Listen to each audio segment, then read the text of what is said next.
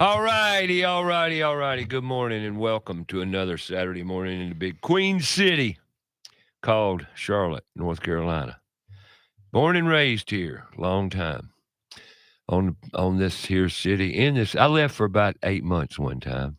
I didn't like where I went. I says, "What am I doing here? I got to go home." That was in October one year. I came back and there's crinkling of the leaves. Where I was, there weren't any crinkle leaves, which was South Florida. Yuck. Anyway, welcome back. Uh, the big Queen City. I welcome my guest. I haven't known the man long, Michael Libretto. Do you go by Mike? By I go by most, Mike. Yeah. Mike mostly. Yep. Mostly. Well, you look Unless my like mom's you. mad at me, then You I'm look Michael. like a Mike. You do. I know a lot of Mikes, like I know a lot of Steves and Stevens. Those are popular names, big time. I brought Mike in here to discuss, well, restauranting in Charlotte. You moved to Charlotte when? 2008 is when I first started coming down here. 2008. I thought Yeah. it was early 2000s. I was Yeah. wrong. I stand corrected. I wasn't sure though. So you've been down here since 2008. Okay. Yeah. Back and forth from New York to Charlotte for about 4 years, and then in 2012 Now, where are I you made this from? home. Where are you born? New York, New York Queens, City in New York Queens. City, Queens, Long Island, all that whole area, downstate New York. Well, what'd you do? Can we go back and see how you? I want to know who you are. Uh, No, seriously. If you grew let's up in do it. Queens, see, Well, born in Queens, born and raised. born in Ozone Park, Queens. Okay. I don't know New York Raised City, like Mike. That's one of the places I really wanted to go to and visit, but it's not the same as it used to be from what I understand. Would you agree or it's changed. disagree? Yeah, it's changed quite a bit. Yeah. Yes. I wanted to go see New York City in the days of hustle bustle and all the crap that's gone on there Yeah. now is a little not the old, from what I understand and I what I've lived been in told, I lived in New York City for 22 years, right? and in those years, it changed quite a bit. You know, How old are you now? I'm 55. I got it. So in those years, it changed quite a bit. Oh yeah, quite a bit, and it just went from you know kind of an edgy, fun place to be, and then these days it's a little stale. Well, why Charlotte? Why Charlotte? Um, I, Once upon a time, they were building a place called the Epicenter in Uptown Charlotte, I and remember that. yeah, That was when they were trying to revive Center City and bring back something. right. Because if I stand correct, I mean I may be wrong on this, but born and raised here, there was a time where Charlotte downtown rolled up, said, "Hey, we're leaving now." 5 o'clock, they pick up the sidewalks, they used to say, Oh right? yeah, right. Roll up the Roll up the sidewalks, sidewalks. But I just say, "Hey, we're leaving now," and they left, and they try. They didn't try. Actually, they did it, but because of the economy, and you can. That's another reason I brought you in here because you went through all that at the epicenter, Sure did. From and beginning to the end. there's the story we're about to hear. Oh, boy. Well, Charlotte's done some wacky things in my life, for me. But who the hell am I? They don't invite me to that committee meeting. And, it's a good thing because they'd probably tell me to leave. They do most of the time. And okay.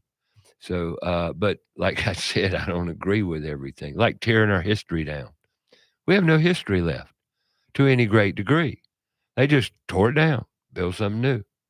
And there's not much left because they've torn everything down. And there was tremendous history to this city, because of what it became, the banking hub, and at one time a freight hub, you know, a uh, a goods transfer. It still is. Is that why those trains are always running through? Well, yeah, but it still is. We got two tremendous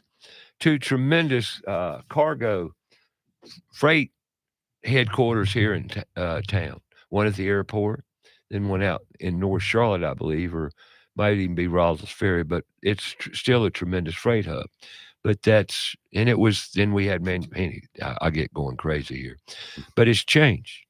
Mhm. It's changed tremendously. I mean, I remember when I was in like broadcasting school, this was back in like 2012. You remember the old Pepsi factory over Oh, on yeah, Marsh? sure, Yeah, sure I I mean, do. like there used to be that. The Coca-Cola bottling company used to be here. They're still here, but they used to be in like uptown Charlotte. Well, they were on Like, Moorhead, the old Coca-Cola bottle, but the yeah, building's still there. And still there, but I don't think it's there's them. history to that, you know.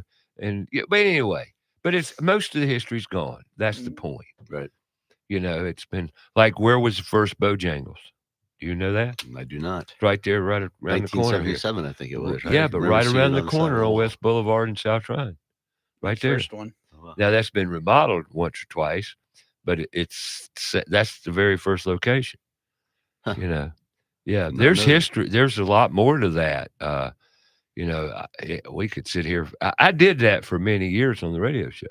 I talked about history and would ask a history question because, I mean, the history of Charlotte's phenomenal. It's a lot here. My favorite was the Dairy Queen. Yeah, Dairy We Queen. talked about that Yeah. before. And even Krispy Kreme, even though it started in Winston-Salem, as I believe, Mhm. but it was tremendous in Charlotte. And before it was blown up and put on the stock market and all I that remember stuff. the first Krispy Kreme in New York City. It was on 72nd Street, and I was living on the Upper West Side at the time. Yeah, that's after it went public. Right. Yeah. Must have been. Yeah. I remember the subway street was up the road, and where I lived, I had to walk past the Krispy Kreme to get from my apartment to the subway Did station. you ever eat one? Sorry? Did you ever eat them? I do, of course. Every time that Hot Now light was on, couldn't walk past the Did you place. like them with the sugar on it or without? I was the chocolate. Oh, you like the I like the chocolate. chocolate, Okay. yeah. I like the cakes right after they came out of the oven and rolled down the conveyor. On the glaze. Before Just get to before watch no, them. before Oh, they before went the glaze. before they went through the glaze. Oh. I mean, I liked them about any way they were if they were hot. Yeah, when they're hot, right. You know, because it Melt in your mouth. didn't matter. You know, I don't eat that trash anymore. though. Me either. I don't. We grew up, didn't we? We did, I Well, guess. you know, and we're going to talk about that because you are a restaurant owner, and we're going to talk about the, you know, is healthy important to you, but not now. Not now. We'll talk about I'm that ready later. for you. But we're just talking about. All right, you came to Charlotte. Why? As I you- mentioned, the epicenter. And once upon a time when they were building that place, my good friend Bob Durkin was he owned quite a bit of the venues in the epicenter, and one of them was the bowling alley, Strike City. Mhm. And what their vision was to have a bowling alley and to have a pizzeria, you know, in the same building as the bowling alley. And the bowling alley basically serviced the pizzeria kitchen basically serviced the bowling alley. So all the pizza and all the food that came into the bowling alley was made in our kitchen. So, you know, fortunately, we have a good friendship, and we were able to coexist. So that was my entrance to Charlotte. Now, were you in restauranting in New York? I had a pizzeria in New York actually that I opened up in 2004 in Murray Hill, the first Librettos. What got you into pizza? I mean, what got you into cooking? Did you grow up cooking? My mom, my dad, you know, grew up. Got any Yeah, brothers, sisters? brother. Yeah, and you know, Sundays were spent in the And kitchen. you're with my definitely family. Italian. Oh yeah, 100%. Okay, libretto. Yeah, Libretto, right? New York Italian. Is your mom, I can't dad speak a word of from Italian. Italian? No, my mom and dad were actually born here. My grandparents were born over there. Well, most of my grandparents were born over there. Okay. We're more New Yorkers than we are Italians, but Well, you know, New York carries a little bit of that, doesn't it? that's Quite a bit, Quite a actually. Quite a bit, actually. quite a bit. Little Italy, beautiful right, place. Well, right. that's one of the we talk about places that have changed. You know, New York and how New York has changed. You know, a place like Little Italy, you used to go there, and you know, every single shop was an Italian restaurant or an Italian pastry shop, or you know, it was Italy. Well, there's so many cuisines in America today. It's overwhelming, actually, to me. You know, and growing up in Charlotte, you know, Little Italy restaurant, you know, on Moorhead, right? Or was Yeah, it what's the on name of that it place? was on Central. I know the place. you're talking There about, was yeah. there was an Italian Some restaurant kitchen- on Central. Open Kitchen. Open on Kitchen, Moorhead. right, You're right. Open right. Kitchen's They've on been Moorhead. there forever. Yeah. When I first exactly. came to Charlotte, everybody told me you need to go to Open Kitchen. That's really good Italian food. Right. And it's good. I'm not a big Italian food lover because of the tomato marinara. But as I learned, Ray, there's other Italian dishes without marinara. And, so, but I've learned to enjoy more of it because there's more of it to enjoy. I just didn't, I was Yeah. ignorant is the correct word. You just didn't know. What's that? You just didn't know. I didn't know, no, but I have learned. And so, matter of fact, I enjoy a lot some Italian dishes now. What's your favorite? I don't know that I have a favorite. Yeah. you That's know. food in general, I think. I like I like the bakery side of it, the calzones, the sandwiches in that era, or that genre or Mhm. whatever you want to call it, that side of the kitchen. But those are to me some of my favorites. Then you got the what's the chicken marinara? Not Chicken marinara. Marsala? No. Yeah, there you go. The Marsala, Right. yeah. Yeah, Oh, marsala. We do That's a killer Marsala. yeah, that's Libretto's good stuff. beautiful. I mean, I love that. So anyway, but I'm not here to dish or push Italian food aside. I'm saying it's not one of my favorites. But then again, I don't really have a favorite. Right. There's so much to choose from. That's it, but I like authentic anything I get, if that makes any sense, because of 100%. That's what we pride ourselves in at Libretto's is keeping to our New York roots, right. not changing anything. Well, when you came down here and you went down, you started in the epicenter. Right. How'd that go? It was phenomenal for years. What happened? The epicenter was what happened to the Yeah, epicenter? what happened? Like, well, with the downfall? Yeah, from your perspective. From my perspective. Let me hear but, the libretto angle. And an out of town landlord came to town and wasn't a retail landlord and really didn't understand security and cleanliness, and the place just kind of fell apart.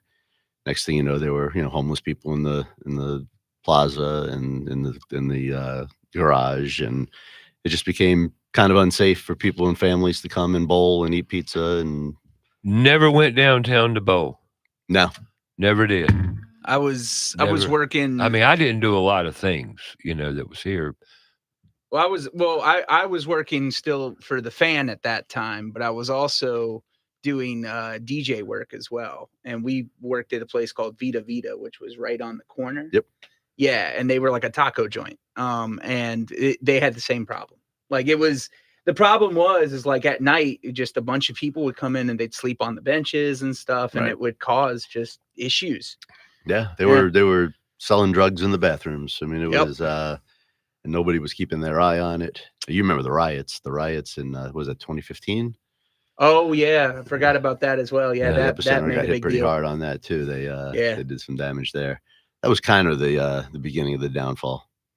Yeah. Got it. Yeah. I hear you.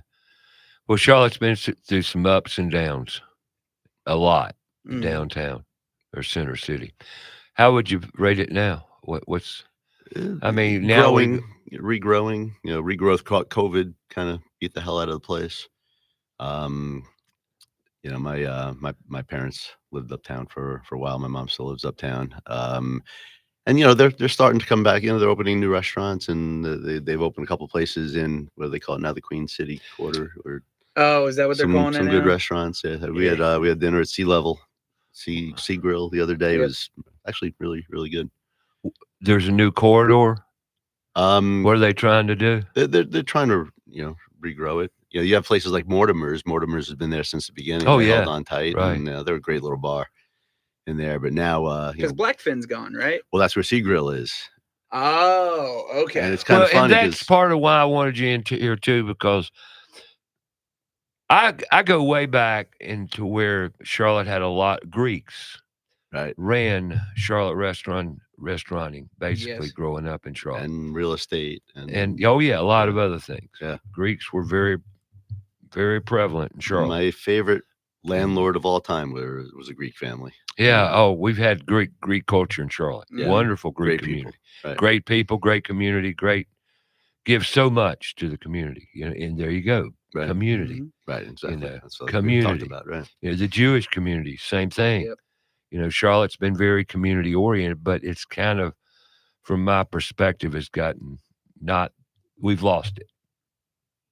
We've lost that community in what Charlotte used to be. That's just my perspective. Do you attribute that to all the Growth. people coming It's in just growth. right from out of town? It's growth. Right. Yeah. It's growth. Because It's different. property's gone up, and I think Right. it just makes It's changed the whole. Well, that's another reason I wanted to get your perspective. Isn't that what you see?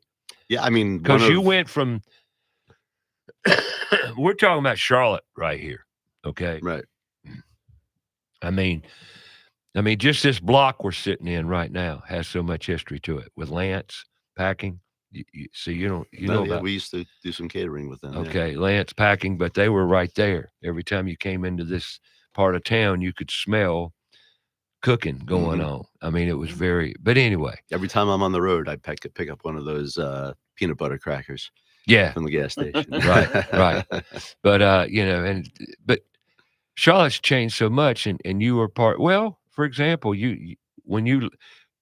how long's Valentine store been open? 15 restaurant? years. It was 15 years, March 23rd. All right, what took you to Valentine? Curiosity. We were doing well at the epicenter, and I felt like we had opportunity to share with more of the communities in Charlotte, and everybody had, a lot of people that I talked to mentioned Valentine. I'd never been down there, so I took a ride one day and drove, and actually ended up in the shopping center that we're in now. Right. And the original place I wanted it was a pizzeria, which is Bad Daddy's now on the corner. Yeah. The same shopping center. Oh, I know what you're talking about. You're talking Yeah. about the hamburger joint there, Bad Daddy's, right? I've eaten there. They've been there for as long as we've been there. They've probably been there 16 years if we've been there 15. Really, that long? Yep. And here's the thing for me. You say 15 years. I remember that when that wasn't even there. Yeah. Anyway, that's where, and now Valentine's going to become another city.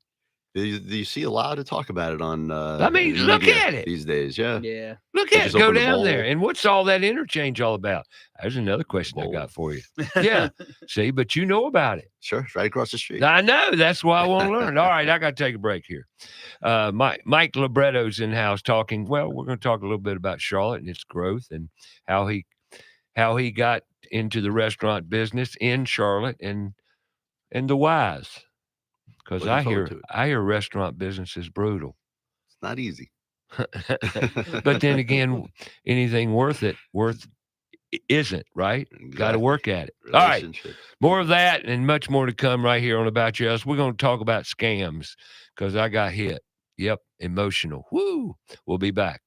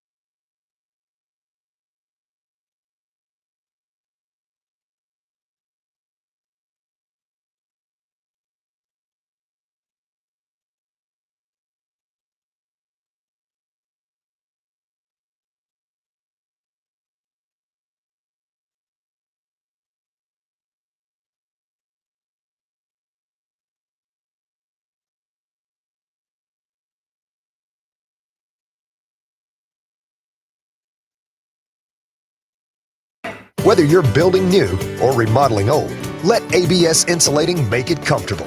ABS Insulating knows the business of comfort. Using the latest products and technology, ABS offers an array of solutions, using fiberglass and spray foam, and all installed by certified technicians. ABS Insulating has been saving energy dollars with great customer service for over 30 years. They're a leader in the industry. Call them today, 704-821-4343 or absinsulating.com. Carolina Foundation Solutions is a licensed general contractor in North and South Carolina, a trusted and professional foundation solution for over 20 years. both residential and commercial, deep foundation systems and helical piers, wall reinforcements and repairs, concrete slab repair and replacement, underpinning systems, seawalls, and marine foundation solutions. If you have a problem, we have a solution. Call 877-883-4626 or online, CarolinaFoundationSolutions.com. Owens Chimney Systems is known for all professional chimney services since 1989, including chimney cleaning, recommended annually, chimney evaluations and inspections, any and all chimney repairs and restorations, gas fireplace and gas fire log service, furnace cleaning, cleaning out one of the most overlooked appliances in the home. Get it done right the first time. That's Owens Chimney Systems at 704-554-9595. Or you can visit us online at owenschimneysystems.com. Have a comment or question for the show? Call us 704-227-8986. That's 704-227-8986. Now, back to the show.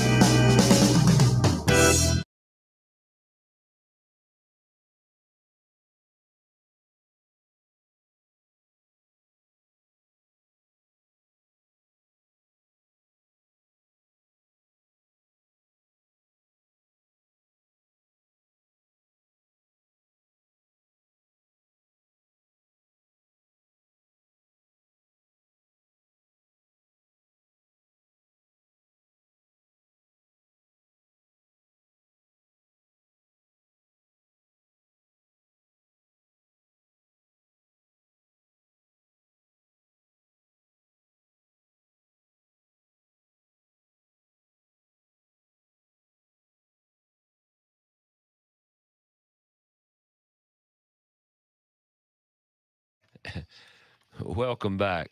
About Your House, heard on Fox Sports Charlotte every Saturday, 8 to 11 a.m.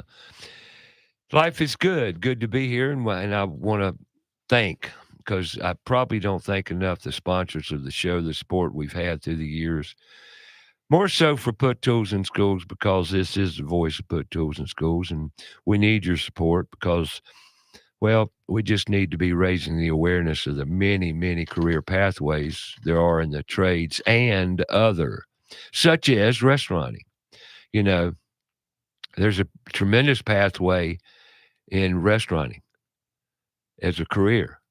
I mean, I've known people who bartended now for 25, 26 years. You know, it's a great way to make a good living at a good restaurant. And I've known many, and this is part of the reason I bring you in here today, because I want to talk about the career pathways and the many employees that you've obviously had. Sure, hundreds. You know, and how do you keep people in the restaurant business? You know, seriously, I'm asking that question as a restaurant owner, because you've got people in the Librettos down in Valentine that's been there 12, 13 years. 15, 16, 17 years, yeah. Exactly. And you've been there how long now? 15. Well, one of actually my main man, Carlos, our main pizza man, we call him the Godfather of pizza. Right. He was the first person I interviewed in 2008 when I first came down to Charlotte. He's the one who ran the Epicenter kitchen. And I mean, he's one of my closest friends, you know. He's well, yeah, he's because a good guy. Right. Get closer to the mic. Sure thing. No, we want you comfy, but you gotta I'm comfy. Stay back. There you go. Perfect. Yeah, we'll call the mic adjuster. Yeah. But I've been told that the whole key is to find a restaurant that has good clients, good customer base, and runs a good team. Right. Well, there's in my opinion, you know, there's two different approaches to your staff. You can be tough, and you know, there's almost a fear factor for, you know, I don't want to lose my job, so I'm gonna make sure I do everything right. That's not really my style. My style is So it don't work. It doesn't work. It won't work. It could work, but there's, you know, no, you it need love in really food, you know, might. you want people to be in happy. this day and era. Does it really work? No, For me, it never did. and it won't. You can't work. You shouldn't try to intimidate people, and that's basically what you're doing. Right. But now what we do is we create an atmosphere where they want to be there. You know, they like Mike Libretto, and they want to see the restaurant do well. You know, So they're not there if you because they do have to well, be. and here's the reason for the conversation: any company is basically the same. Right. So as a customer and as a frequent person to the restaurant, I mean, my whole take on it is this: is like I like to go to a place that I feel like Cheers, like where everybody knows your name, kind of thing. If I can walk into a place and the bartender knows who I am or knows already what I want, something of that nature, it makes you feel special, and that's the kind of place I feel with Librettos. That's what it feels like to me. And you don't get that in certain restaurants. You don't. It's more No, about in and out. therein lies the bartender. Mm-hmm. You know, if a bartender's good, you know, you can tell. Well, but it's Because not just the bartender. It's well, also no, the staff. it's the It's atmosphere. everybody. Yeah. It's the energy. Right. I Yeah, call it energy, really. and you build that energy with your staff by treating them well. You know, Yeah. like I would go back to them wanting to be there, and them, you know, then they're invested in the restaurant. Like it's their place as well as it's my place. Right. You know, so they treat it that way, and they respect the place, and they keep it clean, and they've got smiles on their faces, and they want to be there. Exactly. It's not a need, it's a want. It's It's just like everything. If you enjoy what you're doing, it's not really a job now, is it? right. There's a lady down in Christopher's, because Christopher's is a place I've frequented many times. You grew up there. Yes, I did. Hacksaw grew up there, literally. Where is it? It's in Matthews. Matthews, right, Christopher right, I Sports remember Bar. now. Yeah, and Grill. downtown Matthews. You know, Yeah. that's where I feel like they know me. I can go sit down. Now I could, if Valentine wasn't where it's at for me, I would be there more often. I love to sit down and socialize and talk to people. And there again, you know, what creates that environment, you know, because some places you go into, you can't get it. And I could sit here and name 3 or 4 right off the top of my head. And, but anyway, but you built that 15 years now in Valentine. Yeah, we built that. I mean, it's a group effort. You know, I provided the stage, you know, and it's me and my staff. You know, we're a big team. And one cuisine that I don't think will go away as I embark upon my life and go places to eat is pizza. Yep.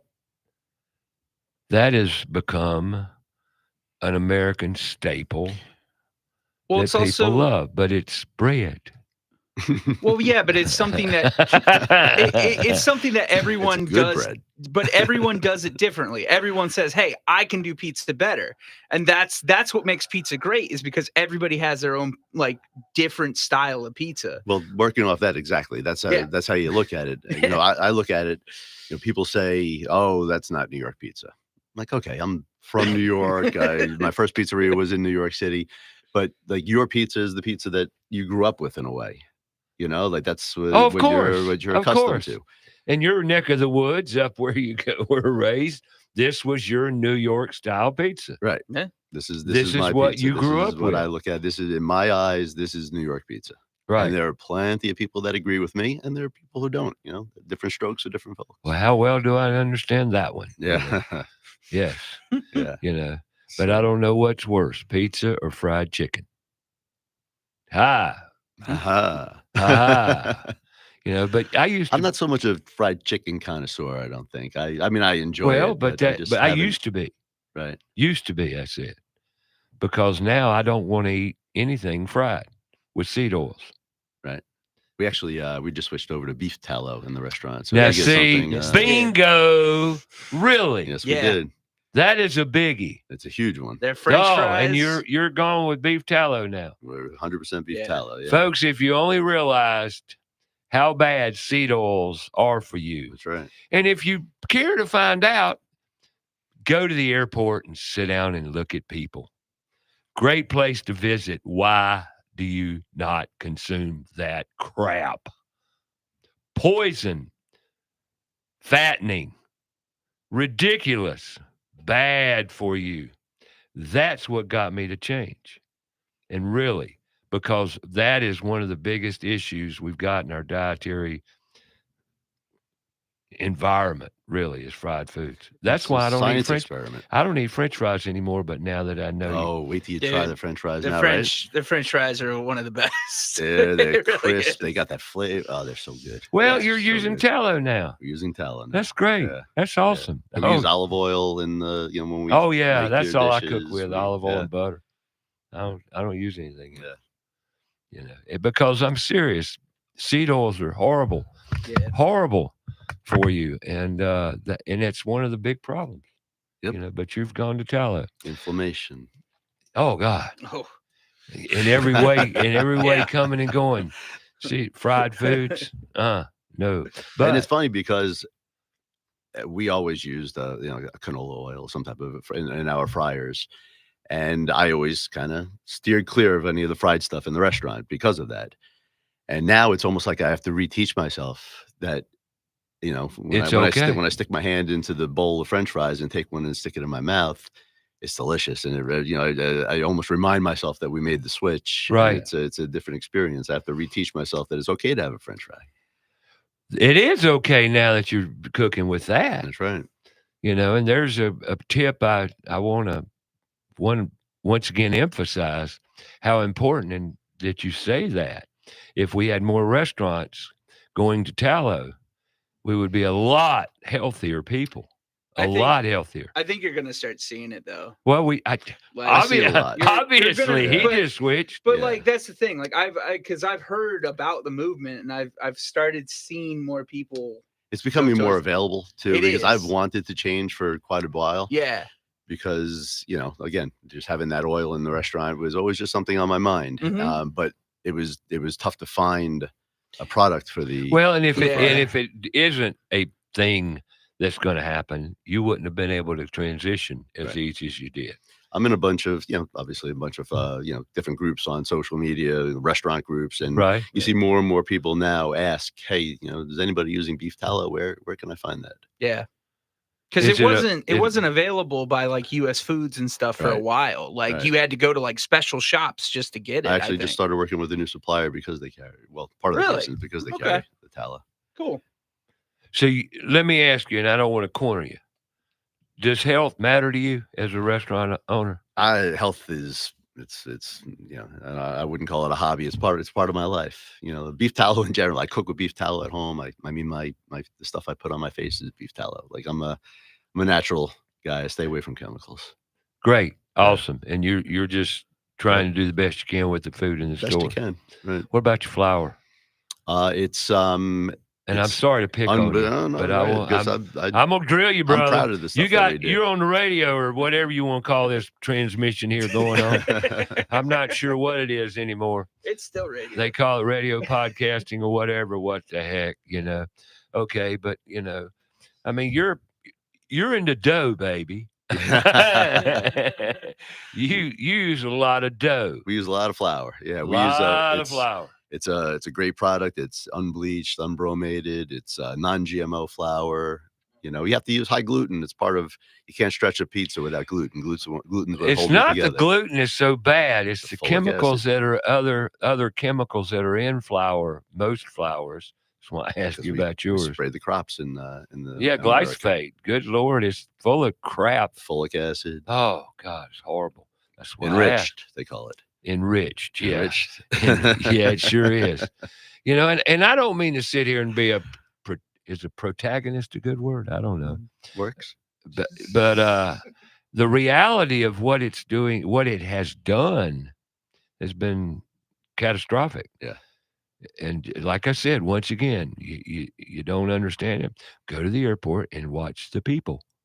The truth is coming out more and more though. People are learning. They're educated or becoming more educated on it. They're not following what they're told. They're following what they learned. Right. No, it's definitely all in marketing. Right. It's what they've wanted you to believe. And a lot of it was lies, and a lot of it's coming out now, which is a Right. good thing. So let's go back to the flour. Let's go back to flour. So you buy the flour, specifically the flour you want. Right. You don't go after price necessarily, although you want a good price, but you go after a quality flour. I mean, there are flours. What's you the can two biggest things you buy? get flour and tomatoes. Well, cheese. Actually, mozzarella cheese and flour are the two biggest things that we do. Mozzarella, cheese, flour, and Right. that's it. And, I mean, that's Tomatoes. as a pizza. Yeah, everything. A lot of our menu is based on like a marinara sauce, tomatoes. You know, the pizza sauce is actually different. So than you the buy your marinara sauce.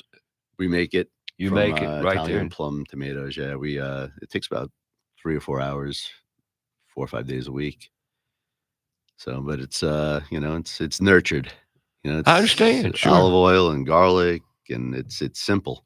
You got to keep the flavor simple. You can't overcomplicate food, and that's Italian food. As a cook, and not that I know, but I have been called a pretty good cook.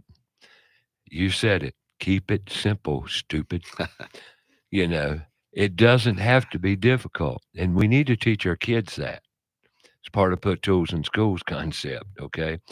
Not enough kids know how to cook, right? Right. They know how to open a box and put this little packet in this bowl and this little packet in it. You get where I'm coming from. But is that cooking? Nope.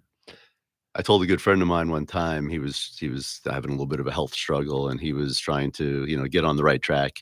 I told him, first thing you do, don't eat anything out of a box. Great information. And there you go again. You want to repeat that to everybody?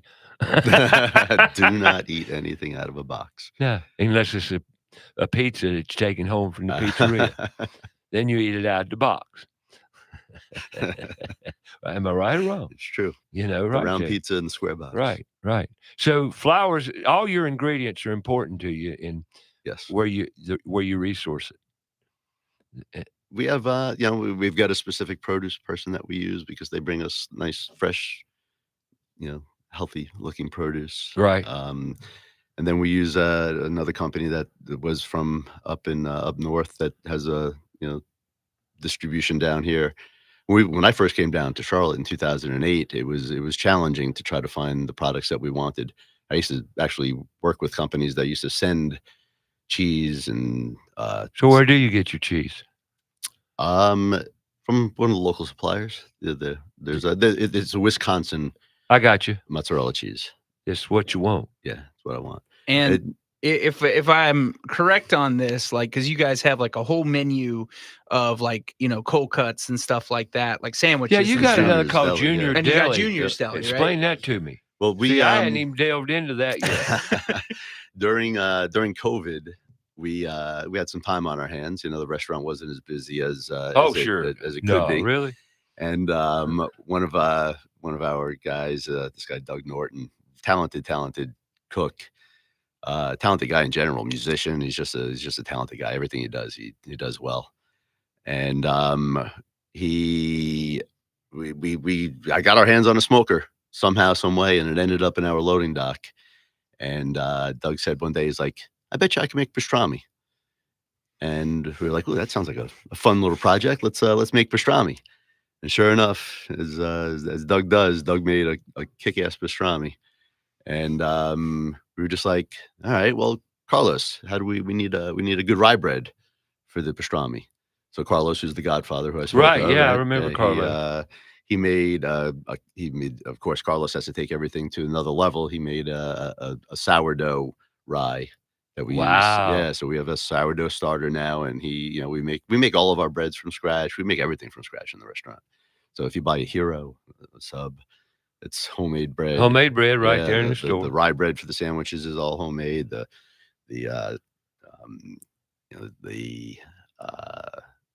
Cubans, Right, we make a right. Cuban sandwich for juniors. That's, you know, homemade bread. So we try to do everything from scratch. That's awesome. Yeah, it's fun. It's Yeah, fun. It keeps well, us busy, but you know, at the end of the day, that's what we're all about. We're all about putting out a good product. Right. Well, it certainly seems that way because you've got a good customer base down there. We've That's got a great customer base. Well- I mean, there are people in that restaurant that have been coming there since the day we opened. Yep. There was a guy, actually not one of our regulars. I guess he is a regular, but we've got a regular group of people. Oh, I can that tell come when in I've gone in that there. They're all best I wish you were friends, and they're closer. I all- would enjoy frequenting amazing. your establishment. You know, Hacksaw talks about Cheers. Like Librettos is Cheers and Valentine, and you know these guys come in most days, and they're all best friends, and we take very good care of them because they deserve it. And it's their restaurant as much as it's our That's restaurant. what a bar should be. Yeah. I don't care I what love kind those of guys. I don't care what kind of food you serve. But it is nice to go in there with your appetizer menu. Your stuffed mushrooms, Yeah. God, killer. Yeah. I mean, I went in there and had those for lunch one day or something. And the friend of mine that was with me, she just devoured those suckers Love it. and loved it. The cheese sauce you put on 'em. And that's, talk about making things from scratch. When you order those mushrooms, we don't have that sauce made. We make it. I when you know, order 'em. and that's what I picked up on. And I says, well, dang. I mean, they're killer. They really are. I mean, Thank you. Oh, absolutely. And the calamari, where you get that from? The sea. Good answer. From Mama Calamari. See. But I know it's frozen. Okay. It is, I yeah. know it's Yeah. frozen. But It's a good product. It is a good product. There's, Because you run can- out all the time. There's a lot of fish out there, right? Exactly. We do run out quite a bit. You That's run funny. out. And when you go and you know it's good if they're out. You can buy cheap calamari from China, and it's crap. So we don't do that. Yeah, We well, try to stick with local suppliers. I just love calamari. But there again, you can ruin calamari by How do you feel about the peppers in the calamari? Oh, it's beautiful. Yeah. I'm serious. It's great. It's one of my favorites. Yeah, that's one of the changes we made. That's not maybe completely authentic New York, is adding those peppers. That's but it gives okay. It a nice it gives little it a zing. nice zing to it, Yeah, and zing, get a zing. nice flavor. Yeah, I like them. They're good. They're toasty. I mean, it's honestly your menu's superb. And I didn't bring you in here to sell your place, but I did want to talk to you and get them. Well, see, what I've learned totally, and what the listeners have learned, is your principles behind what your restaurant's all about, and serving the best food y'all can put out, That's it. and creating a menu that is as healthy as you possibly can put it out, considering it's mostly dough. Well, dough isn't the best thing we could eat. Come on. Not the best. I'm not telling. Not the worst, but not the best. No, could be worse. Could be worse. Anyway, we're going to take a break here. Librettos Pizzeria, Valentine area. Google it. What's your address? 15205 John J. Delaney I want Drive. to see how quick it came out. I've been saying that for 15 years. That's why I'm checking. I want to see if you got it down. It's in my GPS. You did good. You did good. You did great. Kudos. All right, we'll be right back with more.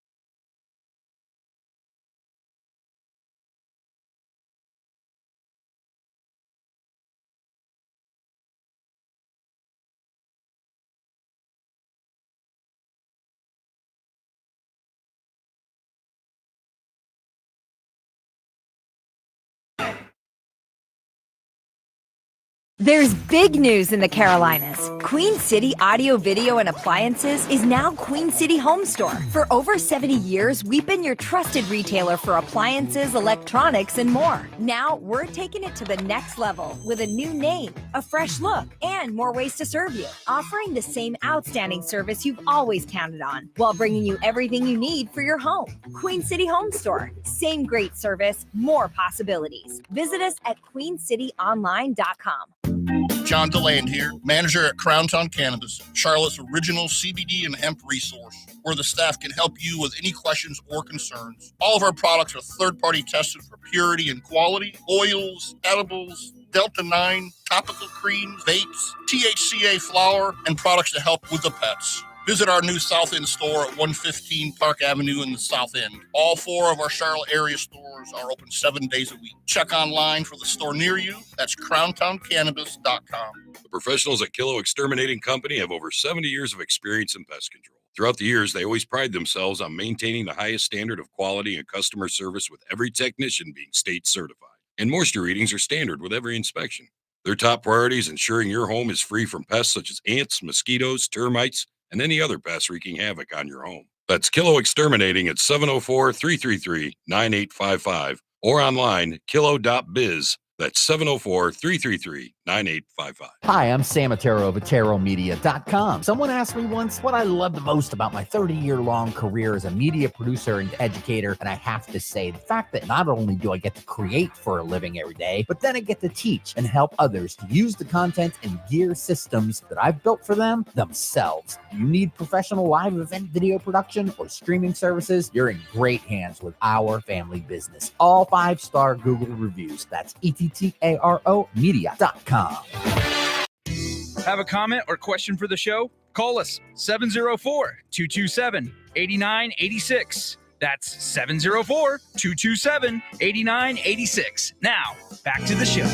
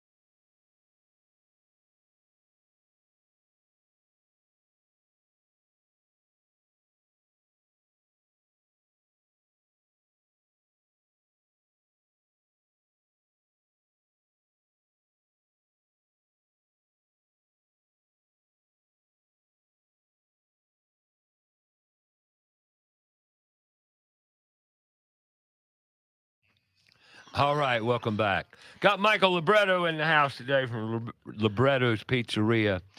Hello. And you got New York Deli. What'd you call it? Juniors. Junior. Yeah. And that's around, your deli Yeah, it's, shop. there is a Juniors in New York that does the cheesecakes, Juniors, and from Brooklyn. Do y'all make special desserts at Librettos? Again, homemade. That's why, because I'm not a dessert person. Yep. I don't eat that mess. Yeah.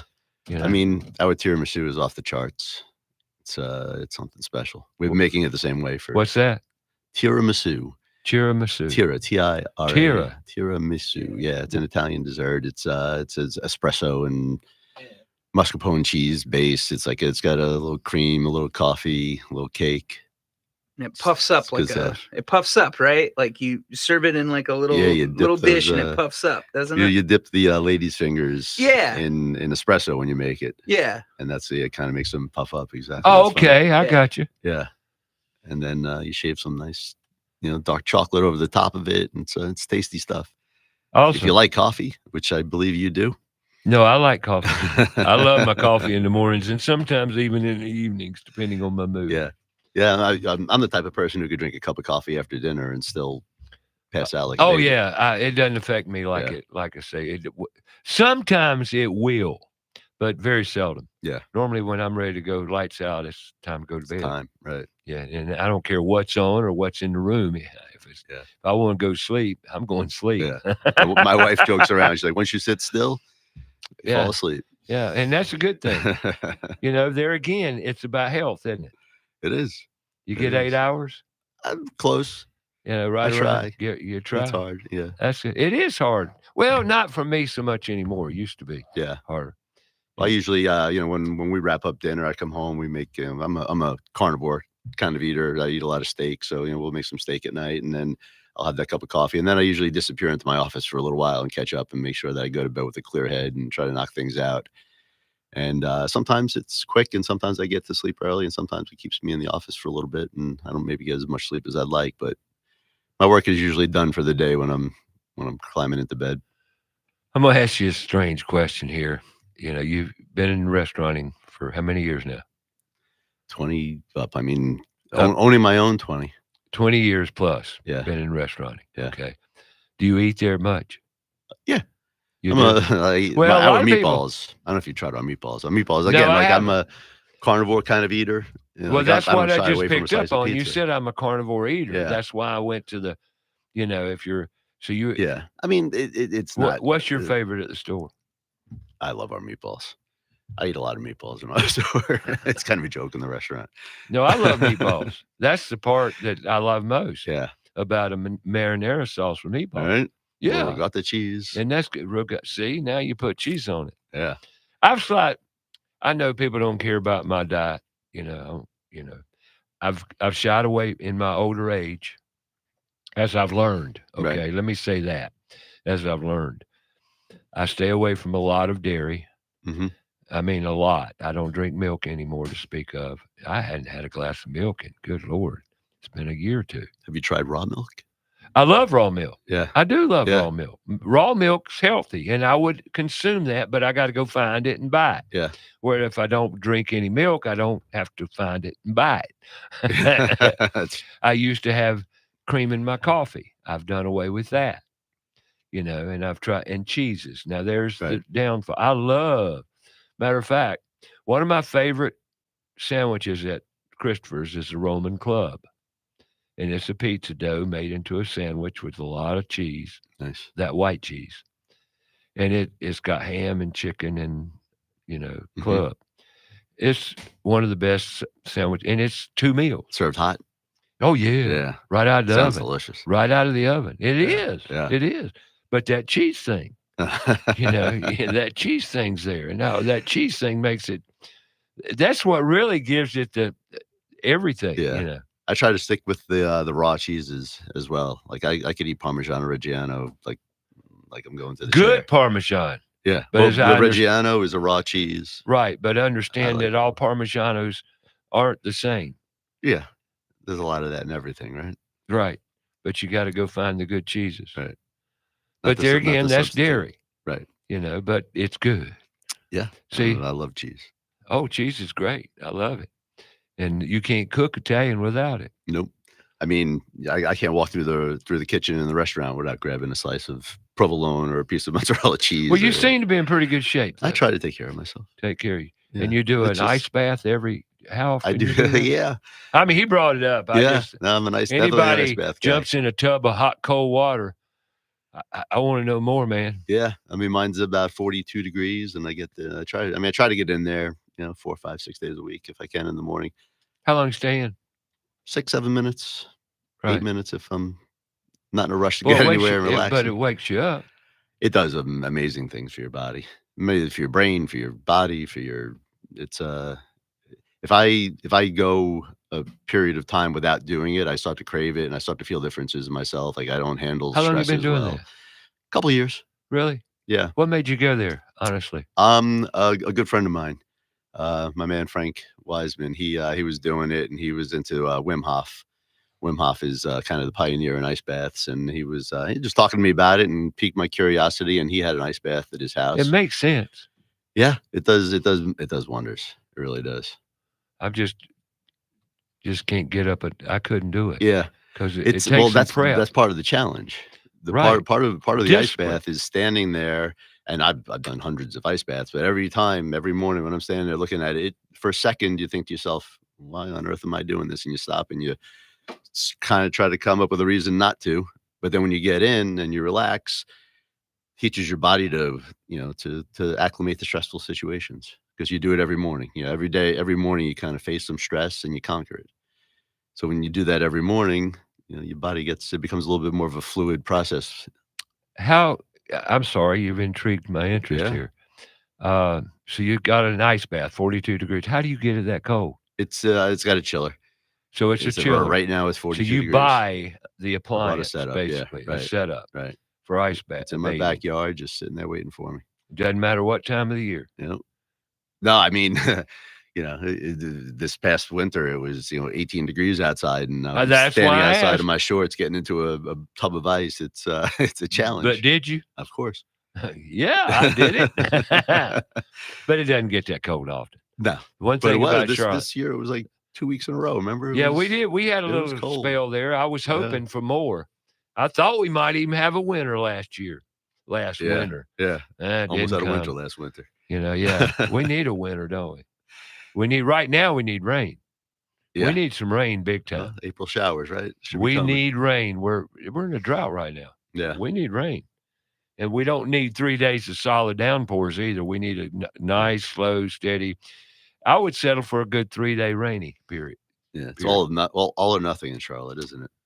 Kinda. The weather's gotten funky for sure. It's just kinda crazy. Like, we need rain right now. And hopefully we won't. Billy Stiles was on the show last week talking about gardening, because we're entering the big gardening season in the Carolinas.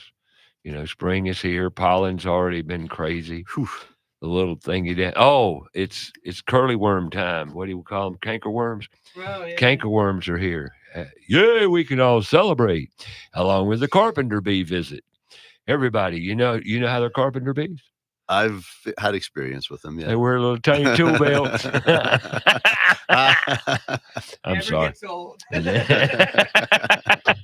You can just imagine those little rascals, though, flying around with a little tool belt on, can't you? I love carpenter bees. I when I bought my house, I was a city guy for a long time, so I never really had a house since, back in my college days.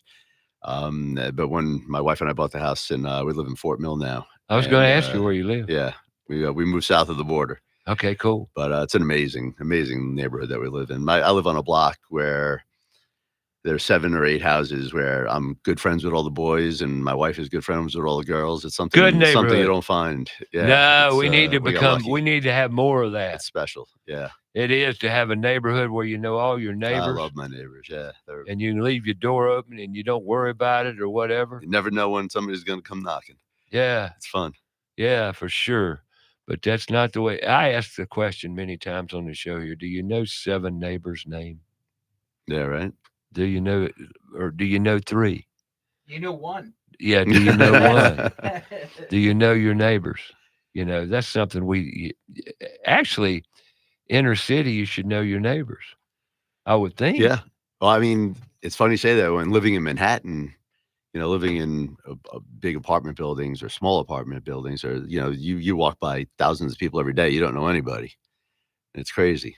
But then you've got a pizzeria, and then everybody who comes in there. So it's a little comfortable place inside Right. a scary place. Yeah. All right, we got to take a top of the hour break. Let's talk about scams. You want to? You ever been scammed? They've tried. Well, we're going to talk about it, and I'm going to go down a list, but I'm going to tell my story, because yours truly bit hook, line, and sinker, and I ran with it like an idiot. No, not like an idiot, was an idiot. And I'll own it, but I'm going to own it publicly, because I feel like in life, when you make a mistake, if you can't learn from it and help others learn, then what'd you do it for? Right. No, I'm not ashamed in a lot of ways, but in other ways, I feel like a thoroughbred idiot, because I did not heed my own philosophies. And therein lies the big mistake. I didn't even, anyway, I'll tell the story when we get back, and hopefully you can give us a call and share maybe one of your experiences. And I'm going to talk about the common scams, because honestly, they've never been more prevalent in our culture. Never. So we got to take a break here. We'll talk about it when we return. Mike Libretto in the house, Librettos Pizzeria in the Ballantyne area. We'll be back.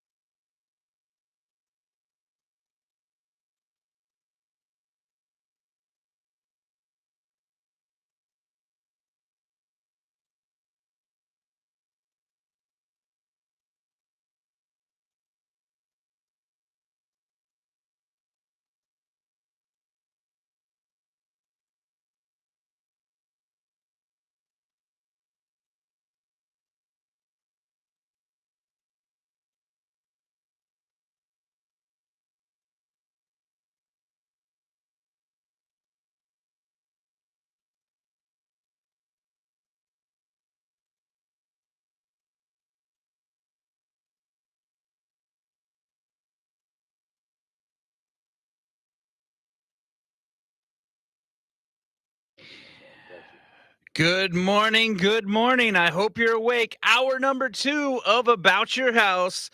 That's right. That's Hacksaw speaking to you on the airwaves this morning. We've got a great show for you. We're going to be talking about scams with Mike Libretto, owner of Librettos Pizzeria. So sit back, tune in, grab yourself that cup of coffee. And as always, About Your House is brought to you by Put Tools in Schools, connecting students to the tools of the trades and raising awareness of the many career pathways. If you want to learn more, go to puttoolsinschools.org. And also brought to you by Queen City Home Store. New name, still the same great service. Go check them out at queencityonline.com. Now, here's your host, Ray Terry.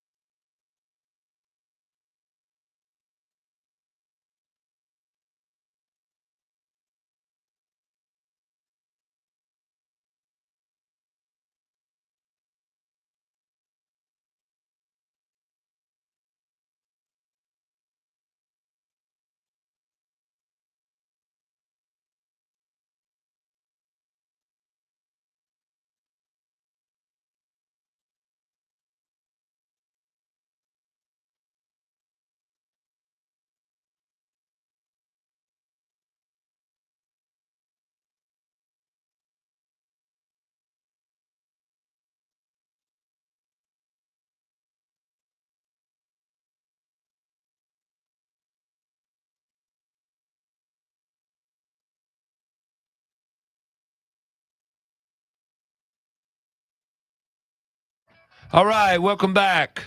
Hour number 2 here coming up. You know, a few weeks back, I got taken. And like I said before the break here, and if you want to share, be part of the conversation, would love to have you, because scams are very, very prevalent in our culture today, especially with the internet being what it is, and people being so darn gullible, and I being one of them, apparently, because it happens. And we're going to talk about various ones, but I want to tell my story. And I can't, once again, I bet. I was backing out of the driveway, or where I reside, one afternoon, and it was actually a Monday afternoon before a board meeting of Put Tools in Schools. I was literally going to Matthews to a board meeting. Well, I got a call from a guy named Mr. Officer Cooper that asked me if my name was John Raymond Terry, and I said, yeah. Well, he said, there are 2 warrants out for your citations, out for your arrest. He didn't say arrest, though. He never said the word arrest. There are 2 citations with your name on it, and you need to pull over and write these numbers down. So I wrote the numbers down, and I did pull over. But now he had me emotionally. What in the world is he talking about? You were not in court, and you were subpoenaed, and you signed for these case papers. Somebody signed for these case papers, got your signature on it, and you did not, you failed to show up in court, and these citations are out on you right now because of your not showing in court. And the judge, and Mr. Terry, you can get this cleared up today if you satisfy these 2 citations. Right then and there, I should have known, but I bet. So the next 2.5 hours, I'm not going to go into the long length, but I will say this. I kept driving, and he said, you've got to stay on the line. And this is what you need to know. You've got to stay on the line as we go here. And I said, sir, I'm going to a meeting right now, and I can't be late. That meeting's wrapped around me and my position at the meeting. And he says, well, Mr. Terry, you go tell whatever, and I'll stay on the phone. And it got to the point of when I was off and I said anything, and I talked to myself, which I did. He said, who are you talking to? You're not allowed to talk to anybody.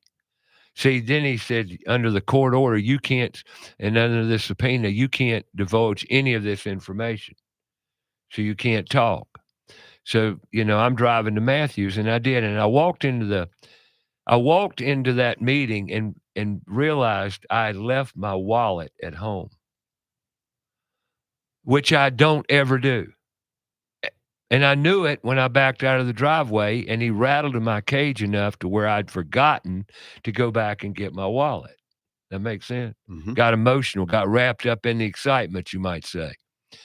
Like I said, he got me. And then he said, you need to talk to my supervisor, Lieutenant Romansky. So Lieutenant Romansky came on the phone and says, Mr. Terry, and he said, you'd have no prior warrants. You have no prior arrest. We'll get this cleared up today. All you need to do is satisfy these citations. I walked into the board meeting. If Ray Terry would have sat down and listened to the people who care about me enough, I wouldn't have had this happen. But did I do that? No. Why? Because I'm stupid. Because I didn't, I just went against everything I've stand for or said. I ignored people who cared about me. And if I'd have just sat down, because they looked up at me and said, Ray, this is probably a scam. But no, I believed it. And $2,000 later, I knew it was a scam after 2000. And if I would have called, like I said, if I would have just listened, okay, lesson learned. One, I called the sheriff's department the next morning and asked, is there a Sergeant Cooper? He's been retired for months. Well, yes, there was, but he's been gone. And I knew it was a scam. Oh, they called the next morning because when I deposited the last money, the guy on the phone, Sergeant Cooper, told me, go home, that we would finish this in the morning. And then when he called me the next morning, I knew there was a scam. And I said some choice words to this Sergeant Cooper. And he said, you need to talk to my supervisor. Well, I'll talk to anybody you want me to, but you're done. I'm not playing with you anymore. We're over. This is a scam. The Lieutenant Romansky came on the phone, and I told him some few choice words, and he called me a name, which is fine, and hung the phone up, and it's over. But why did I bite that? The same reason that a lot of you elderly, call me elderly at this point because I sure acted like I didn't have any sense. Dementia set in or something. I mean, I'm just being real, And, other people said, don't be so hard on yourself. It happens. Well, I'm sorry. But I would like to think I learned a lesson. But did I? Sure. I hope so. But, the scams today are plentiful. There's not a day that goes by, and one of the ones that comes up are the phishing scams. The phishing scam, I'm going to tell you one. If you get emails, and you're with emails, and I'm sure probably, Michael, you've had them. And probably you too, Yeah. Hacksaw, to where they send you a PayPal bill. Never. They send you a PayPal PayPal bill or a security bill, or a Norton security bill, or a protection bill in PayPal, and want you to question it. Well, I did it one time and called, and I got an overseas, and then they start phishing for your personal information. Yep. I need your card number. I need your bank number. They don't do that. They don't do that. They being the banks or anyone other company. And now on that one, because it's happened to me, I delete it. I just delete it initially, right then and there, delete it. And that's what we all should do. You ever had that happen? I've been contacted, yeah. Right. How about you? Yeah, well, especially at my work, but at work we have a fail safe where if anything happens, we report phishing. So, which actually with Microsoft now, like if you have a Microsoft account, you can report phishing to Microsoft. Right. So, but yeah, it's happened many times. Yeah. Well, my thing, I asked the lady at Sheriff's Department, can anything be done? She says, you've been scammed, sir. So that actually happened to me back in 2015 or 2016. I was told that I missed court and that I'm held in contempt. Police are on their way. And you can get all this taken care of if you just, if you pay it off right now over the phone. Same thing. Same thing. Seriously, same thing. So I had my parents though help me with that. Like my dad got on the phone and said, "I need your badge number now." And also, my sister works in law enforcement, so she literally called the county and found that, and they said, "Yeah, that person doesn't work here anymore." So same stuff happened. I was literally for like an hour. They're like, "All right, police is on their way. They're gonna come, take you to jail." Nothing ever happened. Right. But it was all empty threats. So same thing. But yeah, never give them money over the phone. That's the one thing I learned from it is you never give money over the phone. The police will never ask you for money over the phone. They have to send you a written letter. I know. Have to. I know. So, I understand that. No, and trust me, I get it. Yeah. I had to learn the hard way too. Well, I was there's about another- to give them money as well. And there was another scam. They'll call you up and say they're with the bank and Yeah. there's a problem with your account. And then they start asking you personal information. And that's when you say, "Well, I'll call my bank. Thank you." Say, no, you're out. Never, ever, ever give that information on the phone because they won't ask for it. There's actually a fairly common restaurant scam with Duke Energy or your power company. Yeah. And they've attempted a dozen times probably with the restaurants where they call up the restaurant and they'll get a manager and they'll say, this is Joe Schmo from Duke Energy, and we're going to turn your power off if you don't pay this bill right now. You're in arrears $1,600, and we need to collect that payment, and and if you're not the owner of the place and you don't know the finances, and they always call me and say, "Hey, Duke Energy called." I'm like, it's just another scam. The scam guys again. And when I was in New York City, I actually talked to the guy. I'm like, "I know you're trying to scam me. Like, does this work?" And the guy actually talked to me and he says, "You'd be surprised how many people will." They got me for $2,000. Does it work? Yeah. Well, heck yeah, it works. And then when you give them the money, they got one. They try to get more from you. He kept trying the next morning. He says, "You've got to satisfy or to make these go away." I said, "You're done, dude. Yeah, you just got. You were done with me." I said, "You're a scammer, and that's it." Wow. Yeah. Yeah. At that point in time, I had already been out $2,000, which I didn't have and don't have. But anyway. And here's the thing: if it ever happens to someone and you do give them money, just think of it this way: if you give them money and they're still asking for more, hang up. It's absolutely done. That's when you know it's like, all right, I messed up, but I can still save this by leaving this conversation. I'm not through being an idiot. Okay, I'm not through yet. I'm not through. Okay, none of us. Come on, I've got to embark upon another idiotic thing I did. Really stupid, just completely stupid and off the rail dumb. I got the toll scam. The text one? Yeah. Yeah, no. I got that. All right. This is a big new one, right? popular pretty one. recent. Yeah. Big popular one is the toll scam. It says you have $6 or whatever. You have unpaid toll fee. Yeah, please click on this. Please click it up. Now, here's the biggie, and you should have known. Now, I could really get hard on myself on this one. I mean, I could use all kind of choice words, but I'm gonna refrain, and I'm just gonna be nice. I've already said enough that I'm an idiot, and that's plenty. I went to pay that toll and put my card information in there, and right then and there, I said, this is wrong because of what they're asking for. So I canceled that card.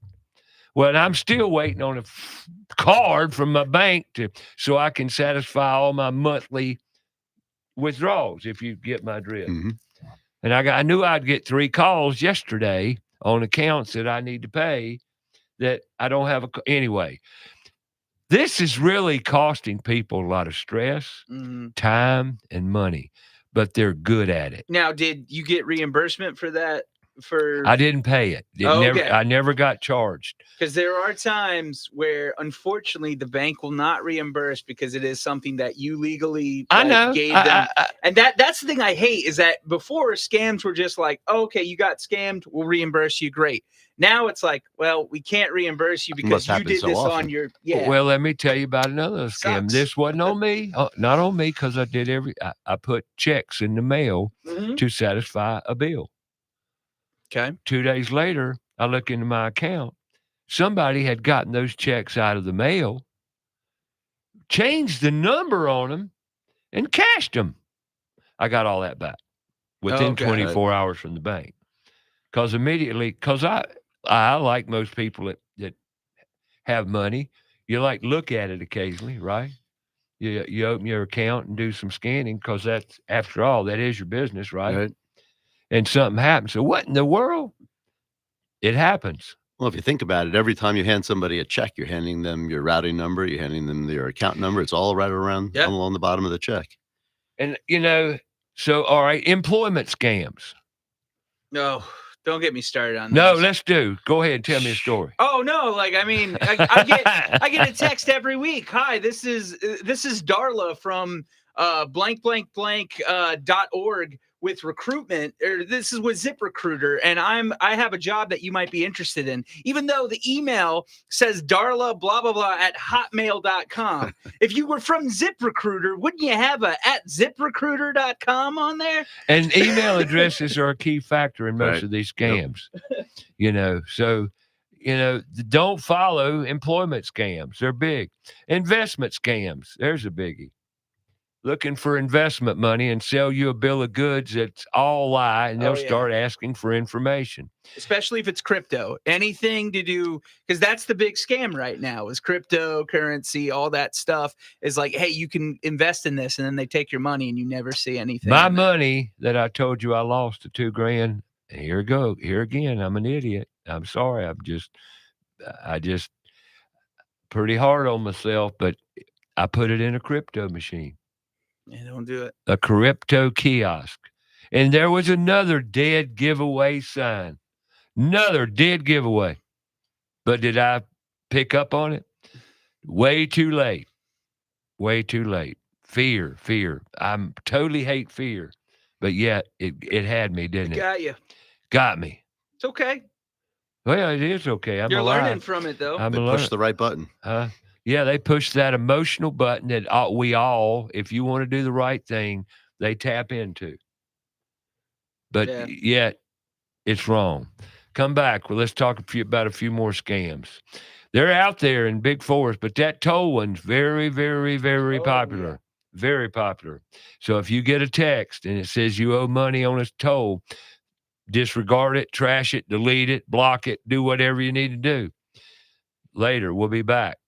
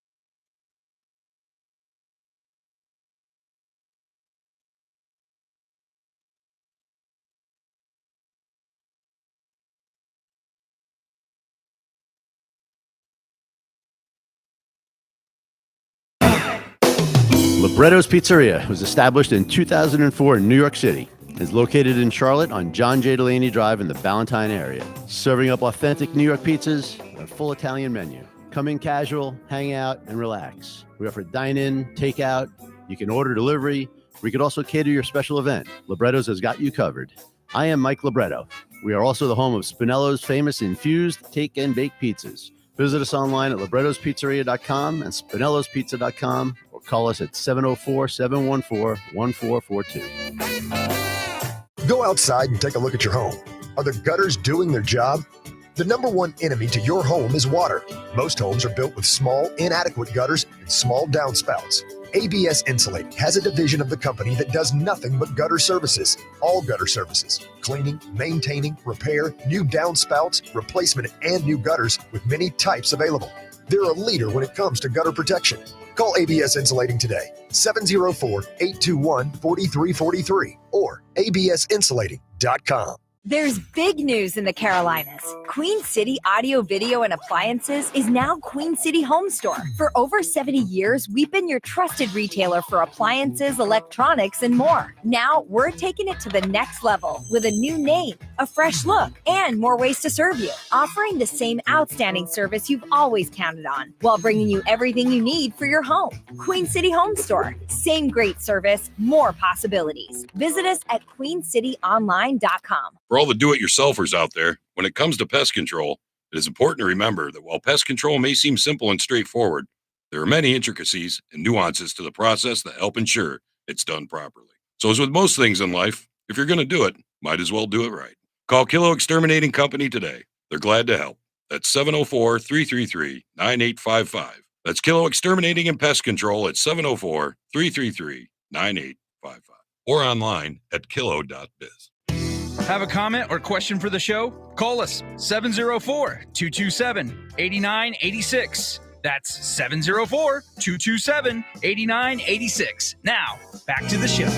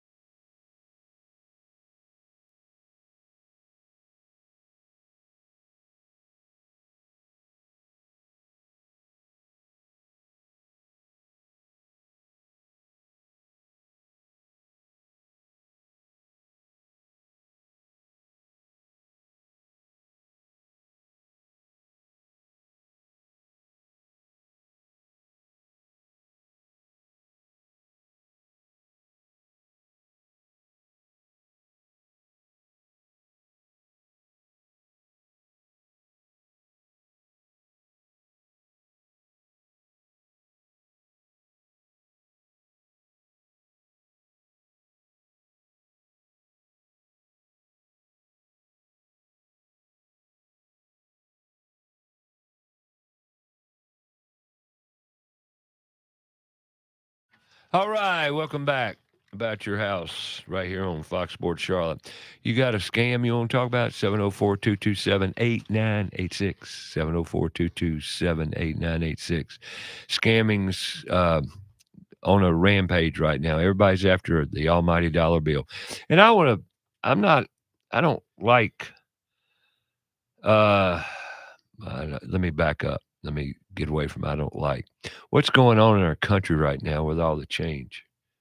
You know what I'm talking about? All the fear around money in general. Right. That the tariffs, that this, going to affect. Okay. Folks, when there's change, it's chaotic. Change is inevitable. In order to fix something, you got to break it and change it.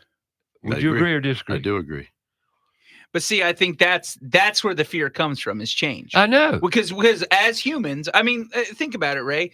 You like when you do when you go to Christopher's, or when you go and you go because you're comfortable. It's a habit. It's something you like to do. Yeah. It's not change. What if, one day Christopher's is closed? What do? It happened. It happened with COVID. Yeah. Mm-hmm, right. I'm going back, but it was change. Yeah. And it played havoc with humanity. It's like anything else. I mean, if a relationship ends, it's painful. It's it hurts. Exactly. But there's a purpose behind it. And this is all I'm gonna say about it, folks. We're going through some change right now, and it's gonna be okay. And then again, I don't know anything, and I'm kind of stupid. I've proven that. But believe me, when you get right down to it, it's real simple. It's gonna be okay, as long as we behave ourselves and treat each other with love and kindness. In the moment, it might suck, but it's going to be okay. Stock market's going to rebound. This tariff thing is going to work out. It's going to be okay. And, quit hating. Quit just because I can't believe all this hate and upheaval when with what we just went through for 4 years. And not, like I say, I don't want to be political. I don't. But let's deal with reality. Just reality. So anyway, that's all I got to say. Well, what? As with me, as Mr. what if, with everything. What if? I've started to focus on, taking care of myself. What can I control? Right. What can I control? What are you doing about Yeah. it? What can I control? How about Look, you? What are you doing about it? Yeah. Well, I say that a lot too. Is as long as I'm okay and my life is moving how I want my life to move, then what's going on around me isn't so important. It's Right. not so Right. important. Spread the love. Yeah. Spread the love. And man, it's hard to spread the love with all this dissension and division going on. But it seems like that's the main purpose of the media to start with, to keep us divided. And we're just buying into it. Well, it's really It's taking a amazing toll. how they Yeah. try. It's amazing. It's amazing. Let's get back to scams. You got a restaurant. Yes, sir. A long time, over 20 years you've been Yeah. playing with restaurants. Uh-huh. How many times somebody walked in your store trying to scam you? Walked in trying to scam, probably not as often as shady employees trying to scam. You leave checks in the office to pay some bills, and one goes missing. I actually had one idiot one time who paid his rent on my account, like we talked about before, with the routing number and the account number right on the bottom of the check. It had his name in the transaction, that rent was paid, and there was nothing I could do about it. And I watch my account like a hawk. Like Well, that's what I said I earlier, pick up you on know. it. If they try something, I catch it. It may not be the same day, but I catch it. But yeah, and at the end of the day, there's nothing you could do about it. I've had people steal checks and write checks to themselves that, they were only tip checks, and you go to the bank, you go to the police, you go whoever it is, and they just don't care. There's not enough. It doesn't matter. Yeah, It's take the money like back. my situation. I could report it to the police, but all it would be is another line on the data line that something happened. Yeah. I actually had a police officer one time who was all about helping me out and getting this thing fixed, and still nothing. It's just, they give you your money back, and they're kind of like no harm, no foul, and get on with your life. Right. You get rid of the employee. And that's the reason I kind of want to bring it up, because it's so prevalent. I mean, it's everywhere, daily. I get email scams every day, but it didn't bite those. Well, I'm through biting.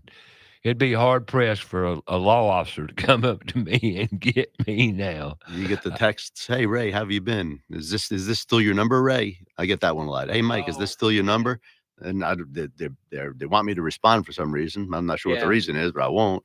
Yeah. Or, "Oh, I'm sorry, this isn't so and so," and they give you a fake name. Yeah. And I block There's it. some good ones. They get me leaning once in a while, but I'm just gonna knock myself in the head and say stop. I know. It's amazing how gullible we can be as humans if they just attach the emotional side of you. And I understand that. Well, we're compassionate people. Sure. Right? We're people. We care. Right. I hate to call it gullible, because the thing is, they're playing on our heartstrings, and they're playing on our emotions. And as a human being, if you believe that you're doing the right thing, that's what sucks, is you feel you're doing the right thing, you're helping somebody out, and then all of a sudden you're paying a bill that you feel obligated to pay. You're doing what you think, "Oh, okay, I messed up as a person. Oh, let me fix this." That's what you're thinking. And then it makes it like, "Nope, you didn't mess up at all, and we got your money." Like, it just makes you feel like crap. and then what, I'm gonna tap on you a minute here, and that's the romance scams. Oh yeah. They try to, and social media is famous for this. They try to touch your heartstrings, and sometimes they win, from what I understand. Oh yeah, they do. And there's a biggie, and imposter scams. Impersonate government agency, banks, or trusted entities, such as to my scam. Yep. Right. People that are supposed to protect you. Yep. The other big one is because it happened to my grandmother a few times. It happens a lot with the elderly, unfortunately. Yes, gotcha. Is there have been times where people have called as me and told her that I'm in jail and I need money to get bailed out. And she did not give it, because then she called my number, and I was like, "No, that's not me." But that has happened before in the past, and it happens a lot with like the elderly, because I mean, if they haven't talked to their grandson or something in years, they might believe it. They might. Right. And so I've heard some really bad horror stories about that. I've seen some. I've seen it, nothing came of it, thankfully, on my end. But And another one they'll do with the elderly is call you and say there's a problem with your Social Security number or there's a problem with a bank account, and then they touch your and it. All you need to do to clear it up is give me a few. Let's pull your account up. Let's pull your account up and let me check some things, and we'll get this cleared up right now. We yeah. just ask you a few questions to verify the Another account. another thing, IRS is not going to call you. They Nope. don't even like reaching out to you normally. They're not going to call you. No, they don't. The IRS will not call you, and if they try to, Like that's an crazy. imposter scam. Yeah. That goes into a call claiming to be from the IRS about a tax refund and asking for Social Security numbers. Bottom line is never give any bank numbers, Social Security numbers, or credit card numbers on the phone unless you are in control of the questions Yes. or delivering information to purchase something. And then you better be darn sure who you're giving it to.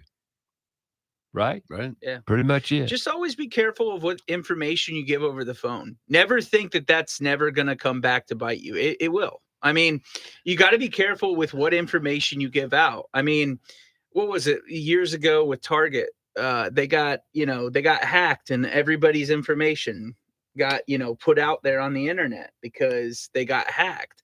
So, I mean, you just have to be careful of what information you put out there. If you're going to buy something on Amazon, just know that information could end up somewhere. Right. So just be weary about that. And another one, I'm going to go ahead and talk about it. It happened to my brother and several other friends. Mm-hmm. They call you and threaten you with pictures that they got off your website, all porn or something else. Yeah. And they try to hold you in contempt and blackmail you to get you to get money from you. That happens frequently. I understand. There's another scam that happens. So, and now, not that we don't have enough to worry about. And I bring this all up to kind of summarize it at the end. With AI coming on board like it's coming on board, you talking about a threat. And I've heard a lot of discussion about what's your thoughts on AI. You like it? What do you think of it? What's your thoughts? Got any ideas? Yeah, I mean, I think like everything else, there are definitely positives, but there are definitely negatives. I mean, the way they do things online, I see, they take a sports player, like a baseball player, and they make him say things that he's not saying. Mm-hmm. Like talk about hook, line, and sinker. You can make somebody sound like Ray Terry and call up and say, "Hey, this is Ray," and it sounds like Ray. You could also make a picture, and that picture can look like it's real, and it's not real. Right. So how do we know what's real? That's why I'm bringing it up. And how do you know from this point forward what's real and what's not? There's the biggest issue I have with AI and this whole new computer-generated world we're living in, which I personally can't stand because of the complexities and the ease of taking advantage of humanity. Yeah. That's what AI is doing, can do, and you're worried about what's going on elsewhere? And like you said, it's easy. It's real easy. It's scary easy. And now you don't even have to think, and this has already happened, where all I would have to do is use my voice for 3 or 4 sentences, and AI can copy that voice and replicate your voice anywhere. Saying anything they want to say with your voice. And you like that? Not me. And then it's bad enough where kids, you ask them a question in school, they pick up their phones and Google it to give you an answer. And they worry, and they're wondering why critical thinking has gone bye-bye. Because nobody has to critical think anymore. Do you see the role it's playing? And that's a reality. I've seen it with my very eyes and listened to kids. Put the phone down. I ask you a question. I was just looking up the answer. And they think it's okay. Anyway, moving forward. And here we go again. Deep fake videos, AI generated videos might be created to promote fake products, services, and investments. Scammers also might use deep fake recordings on real time face and body swapping tools to trick victims into thinking they're someone else. That's a reality now. That's why I wanted to talk about it, because I don't think we're talking about it enough. Are we? In everyday life? I don't believe we are. Fake and clone voices to what we just talked about. That's the big one. Big one. Imposter scams, we talked about that. Sextortion, what we talked about. They target kids too. And your kids are very, very vulnerable to all these scams. Online bullying. Online just scams. Romance scams. Oh, everybody plays on their ego. So anyway, folks, beware. Beware. Just in cryptocurrency and investment scams. They're big time. Online purchase scams. Scamming. Any way to get your money. And it's getting bad, getting worse than ever because of AI and technology. So beware. I mean, that's really the message today. And if your mom, your dad, if they're elderly and living alone, they're prime targets. Luckily, I've cut off all the ARPs and all that stuff, because as we get older with insurance, once they get your own 3 or 4 databases, you're going to get a lot of information mailed to you, even though you throw it in the trash. Those are connectors. They connect your parents to a database. And there's your first. And with today's technology, and everybody's worried about somebody getting your personal identification. That's been available to most people for years now, has it not? Mm-hmm. Openly available. But the nice people don't use it. Only the crooks, But you put it out there for them. But it's out there. It's out there everywhere. Now, the crooks are the bad guys. Well, anytime you sign up for anything, like you said, Exactly. I mean, anytime. I mean, it could literally just be like, hey, we're doing like, something at like your local grocery store or whatever. They get that information, boom, it's on the internet. Right. And something else, and I'm going to talk about this, and please join in the conversation. Subscriptions. Please press the subscribe button. How many subscriptions does one subscribe to? I know it makes you money. I know it monetizes your YouTube channel or whatever. Mm-hmm. Now, but subscription after subscription after, and apps. How many apps does one need? Like digital cards. I'm getting new cards made. Yeah. Business cards, right? Right. I love a good old paper, not paper, cardboard, something stiff, not a little flimsy paper one, but a business card, right? Nothing takes place of a good business card. What's it? Well, you can get a digital one now. Yeah, I can't get there. How many digital cards are there? How many apps are there? How connected are they? And what do they cost? And there's another subscription. You with me? Yeah. I just started using my phone, like, tap and pay. So first time I did it, I was, wow, that was really easy. It's too easy, actually. I mean, it really, but they made getting your money, they started that back with credit cards and debit cards. As soon as they come out with debit card and plastic, money went by the byway. And now you're charging, businesses are charging an upcharge to use plastic. And you should, because the banks are getting rich off of it. Yeah. That's actually a conversation. We don't do that. You don't do it now? No, we don't. You will. It's a couple points, it's well, I'm glad to hear you're not. Well, again, we have a restaurant that the guys have been coming to for a long time, and we have I understand people that have been visiting us for a long time, and all of a sudden start charging them a couple points. You run a pretty good store. I like you. We do. Yeah, we do. I don't have it in me to make them pay for it. They're already supporting my restaurant. Why should they support my bills? Well, I agree.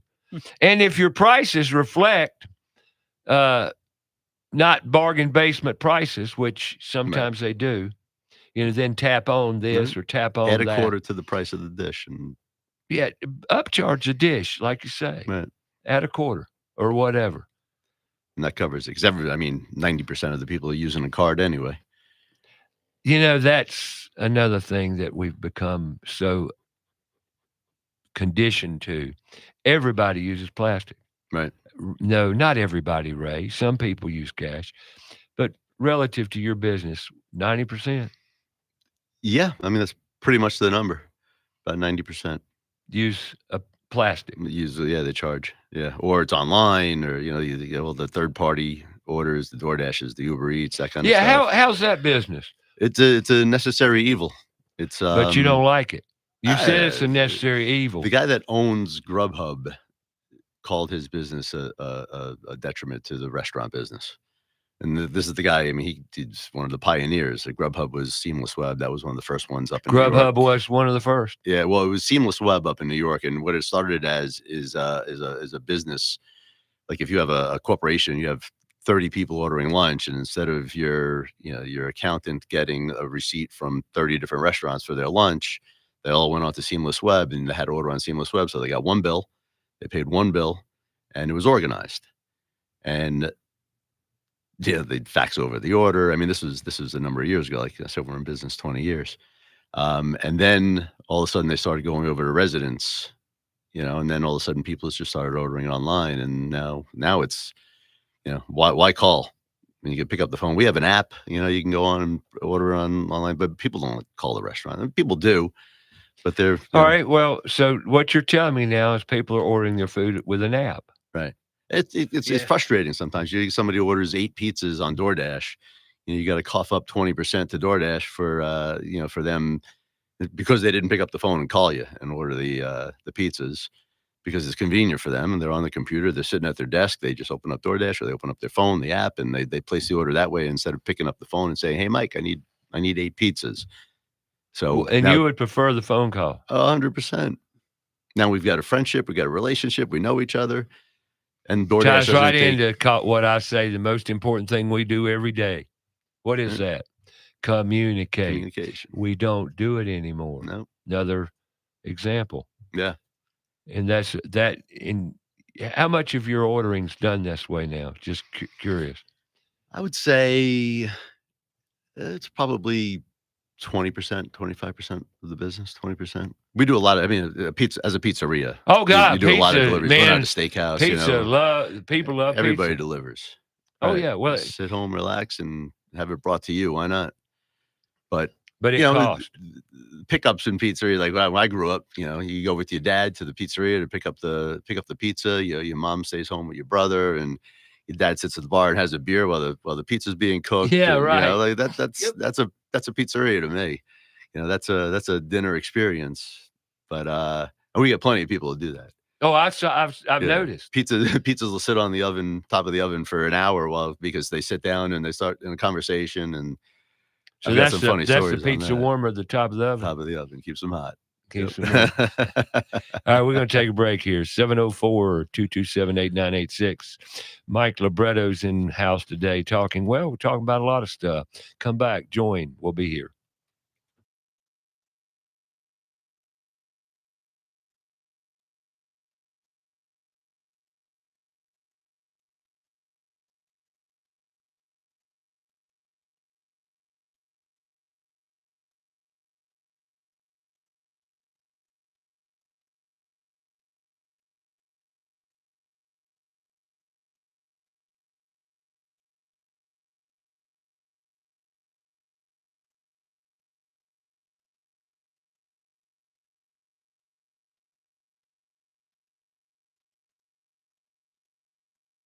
Hi, I'm Sam Otero of AteroMedia.com. Someone asked me once what I love the most about my 30-year-long career as a media producer and educator, and I have to say the fact that not only do I get to create for a living every day, but then I get to teach and help others to use the content and gear systems that I've built for them themselves. Do you need professional live event video production or streaming services? You're in great hands with our family business. All 5-star Google reviews. That's ETTARO Media.com. Steve Helms here with the Al Metal Dryer Vent Corporation. The Al Metal Dryer Vent Corporation is a full-service dryer vent company. Regardless of the problem, we can handle it. Did you know the majority of all clothes dryer service calls are related to the vent? I see it all the time. A customer buys a new dryer thinking it's old, worn out. When the problem is it's the vent, it's not the dryer. Call Al Metal Dryer Vent today at 704-846-8368. That's 704-846-VENT or online at almetaldryervent.com. Have you cleaned your dryer vent lately? Owens Chimney Systems is known for all professional chimney services since 1989, including chimney cleaning, recommended annually, chimney evaluations and inspections, any and all chimney repairs and restorations, gas fireplace and gas fire log service, furnace cleaning, cleaning out one of the most overlooked appliances in the home. Get it done right the first time. That's Owens Chimney Systems at 704-554-9595. Or you can visit us online at owenschimneysystems.com.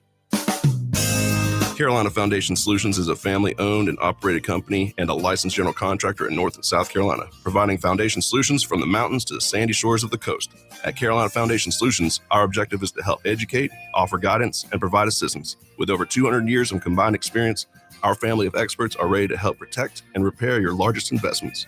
If you have a problem, we have a solution. Call 877-883-4626 or online, carolinafoundationsolutions.com.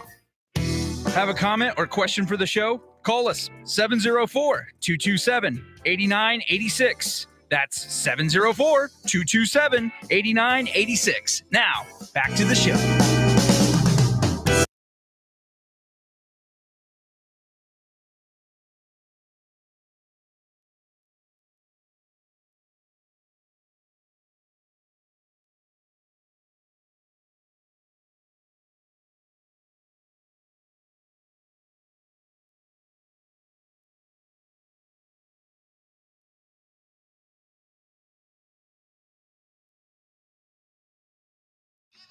All right, welcome back. Talking before the break we talk about restauranting in Charlotte because so many restaurants. Goodness gracious, there's, like I was saying earlier, being a Charlotte native, most of the old restaurants are gone. The Greek restaurants of yesteryear are all but gone.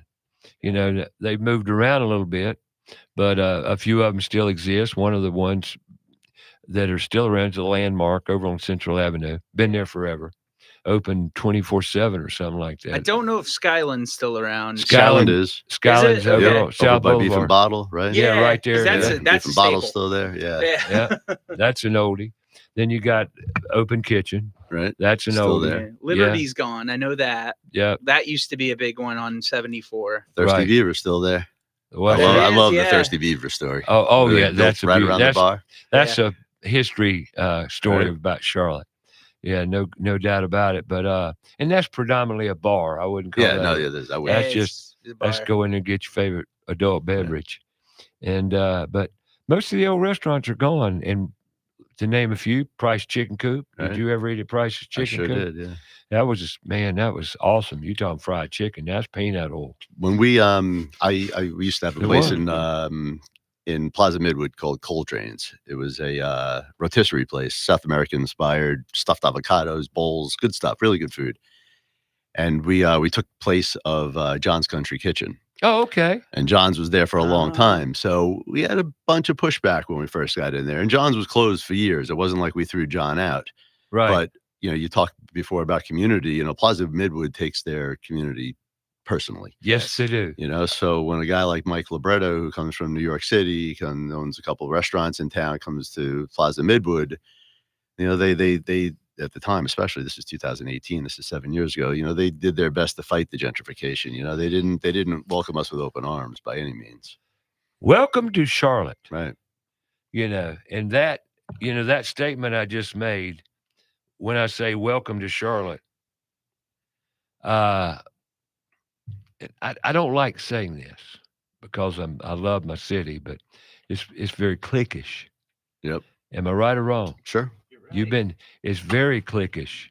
You got to play with the right crowds. Right. And if you don't, you're not accepted and they will push you out or do their darndest. Well, it's like one of the things I love about Charlotte is their neighborhoods. Plaza Midwood, South End, Noda, down Ballantyne. Yes. They've got neighborhoods, which is cool because coming from Manhattan, that's how Manhattan was. You Right. got the Upper East Side, you got the Upper West Side, you got Tribeca, you've got the East Village. So it was kind of the same thing. And every one of those neighborhoods has its allure. Everyone has its personality, has its which is kind of cool. Well, Charlotte used to be more that way, right, than it is today. Yeah, it's becoming kind of beige, right? Like everything's kind of It's blending blowed into each up. other. Yeah. It's just blown up. Right. Everything's blown up, and now, but Charlotte, new people coming to Charlotte, love the flavor here, and that's great. But it's not what I grew up with. So Right. being an older guy, that's we talk about change. Right. The change of Charlotte's been kind of overwhelming the past 20 years. It's coming a little bit more like cookie cutter, right? Like the neighborhoods are maybe starting to look a lot alike. And A lot. Right? A lot. And there's some historic neighborhoods in Oh, yeah. Charlotte that are absolutely beautiful. And more so today because they're reviving them. But everything inside 485 is going to be, primo anyway. That's Charlotte. Right. You will not see a tiny house community inside 485. Won't do it. And you believe? There's no room for it. There's no price for it. No price for it, right? No So price therefore, for it. there's no room for it. But that's what Charlotte has. So you had a restaurant over in Plaza Midwood. Yes, sir. How long were you there? 5 years. Yeah, from 2018 through COVID. I said as I mentioned, there were challenges in the beginning. And then when we were finally starting to come into our own and people started realizing that we were good people and, it was a nice place to visit. It was a cool looking restaurant, great staff, good food, great food. And we started developing that, that regular following, and then COVID came and kind of knocked us back. COVID wiped out a lot of stuff. Yeah. We got lucky. We actually had a pickup window at Coltrane's on the parking lot. So people didn't have to come into the restaurant. And that kind of helped us get through COVID. So you made it through COVID. Oh, then? yeah. Yeah. What was the downfall? The downfall was staff, people. It was to the point now, because post-COVID, we closed in 2021, I want to say it was. And it was just tough to find staff. And I found myself in the kitchen every morning, having to open up the kitchen. My wife was there serving tables, and it just became like our responsibility and not our restaurant. And it wasn't as much fun as a restaurant is supposed to be. Because the restaurant can be fun. Like Librettos and Ballantine is fun to be at. I love being there. My brother and I, Dale, my brother, we love to cook, both of us. And we often sat down and drank a few adult beverages together and talked about opening a restaurant through the years. But then again, when it got right down to it, we says, no way. The restaurant business is the number one failing business in the country for a reason. And I see it in Charlotte. I mean, right down here, 2 blocks from where we're sitting, it's already turned over 3 times. Right. And the building's not but 5 years old. Oh, wow. And when a new restaurant opens up, the competition in restaurants is great. Like it's incredible. I pull for every restaurant owner because I know what they go through to build a restaurant. I know the investment of time and money, and every restaurant that opens up, they could open up a pizzeria right next door to me, and I hope they do well because I know what they went through to get that restaurant open. You never wish bad upon. I mean, I don't wish bad upon anybody, but when knowing the effort that goes into opening up a restaurant, I hope that every restaurant succeeds. It's completely a people business. Yeah. I mean, I don't understand how a new restaurant can open in today's world of marketing and social media and all this and exist without a good marketing plan. The restaurants that don't make it, in my opinion, are opened by people that they've got a little passion. They're like, oh, I love to cook. I could open up a restaurant, but there's so many layers to running a restaurant business. It's not just making food and putting a smile on your face. There's just, you got to control expenses. There's a right way to do things. And it's not common knowledge, really. It's something you got to kind of learn. It's tough. But bougie don't get it much. Bougie can attract, the shiny thing attracts people sometimes, but you got to keep them. The penguin? The right? penguin. We know the history about the penguin. Right. Well, one group of investment people got the penguin and wanted to make it an upscale, bougie place. My question is, how'd that work for you? The one over on East Boulevard, is it? No, the Penguin that's used to be Plaza Yeah, well, Midwood. the original, right? Yeah, the original. Yeah. You know, well, there's a Yeah. there's Oh a yeah, they tried to open that high-end Spanish place in Yeah. there. Yeah, right. Yeah, she struggled a little bit. Yeah. Yeah. We were there at that time. Yeah. It Frank went is the new place there, Calle Sol is doing okay. good. It's a good place. I think he just opened up another one. But there again, how in Charlotte do all these restaurants make it? I don't They get don't. it. You know, That's they the just thing. they come and they go. It's got to be tough. Because it's tough. You know, you have to be a restaurant owner, you have to be ready to drop everything to go to your restaurant. You have to be ready to I have to be ready to make pizzas if nobody's there to make pizzas. Like there's a commitment to running a good restaurant. 100%. But then you own a restaurant that you love being at, it takes it away, you know? Like if I need to go make pizzas right now, I'll do it with a smile on my face. But you know how to. Sure. You're an operator. I'm not great. You're an operator owner. You can get by. Yeah, I get by. I make a good pie. It'll take me a few to get the cobwebs off, but because I don't do it every day. Right. But you got people that do. I can make a decent. But pizza. you got people that do. I got great people that do. Yeah. And there's your key right there. And it's the key to every successful business. It's people. Right. Get the right people, the right mix, and people who love what they do. And you got one gal over there that's been there 12 years, I think. And she talks. Savannah. Yeah, Savannah. Yeah. I have a feeling. And she, and she's everywhere. Yeah, she's great. And, you've got those I was mentioning earlier down at Christopher's, you got Miss Deb. Deb's been there longer than anybody in that restaurant. And every time you go in there, that gal's working. Yeah. And those are the people that, have lived their life being a waiter. And it's a good life. Yeah. It's an honorable life. And I think it's one that we need to speak up and support, just like bartenders. Yep. That's one profession I would have loved to be as a bartender. In New York City, a bartender is absolutely a career. You go into some of these old places, old school places that have been around for decades and decades. And there's a restaurant, Peter Luger's is a steakhouse out in Brooklyn. And the servers there, the waiters there, they make a nice living. And when you're ready to not work anymore, to not serve tables anymore, you can sell your shift. They pass them down to their kids. It's a career. Well, and it should be. Like I say, there's art to being a waiter. Sure. And Absolutely. I know one that did professional waiting. He was in a group to where they could be called for special events, weddings and special events. And there were a group of professional waiters. Now that makes sense, doesn't it? Mm-hmm. Sure. You call the group and they send you the cream of the crop waiters. It's amazing. You get we'll get some younger people that come work for us, and they start serving tables and they're a little timid, and it's amazing. Some of them you just watch them flourish. You watch them, their personality come out of them. You watch them learn how to talk to people. Like God made us. You help them mature. God created us to communicate with each other. Some people just can't do it. They can't. They haven't learned. They haven't learned it. Yeah, good point. They haven't learned. Excellent. Because we all have it in us. Yep. All of us. It's one of the things I try to pull out in people getting them on the show here. You ever been on the radio before? No. Are you nervous? Well, yeah. Well, you shake it because it's a great experience for you. That's how you learn. Mm-hmm. Yeah. It's normally what it is. Bobbleheads. Bobbleheads. Yep. Yeah. But that's okay because we all got to start somewhere.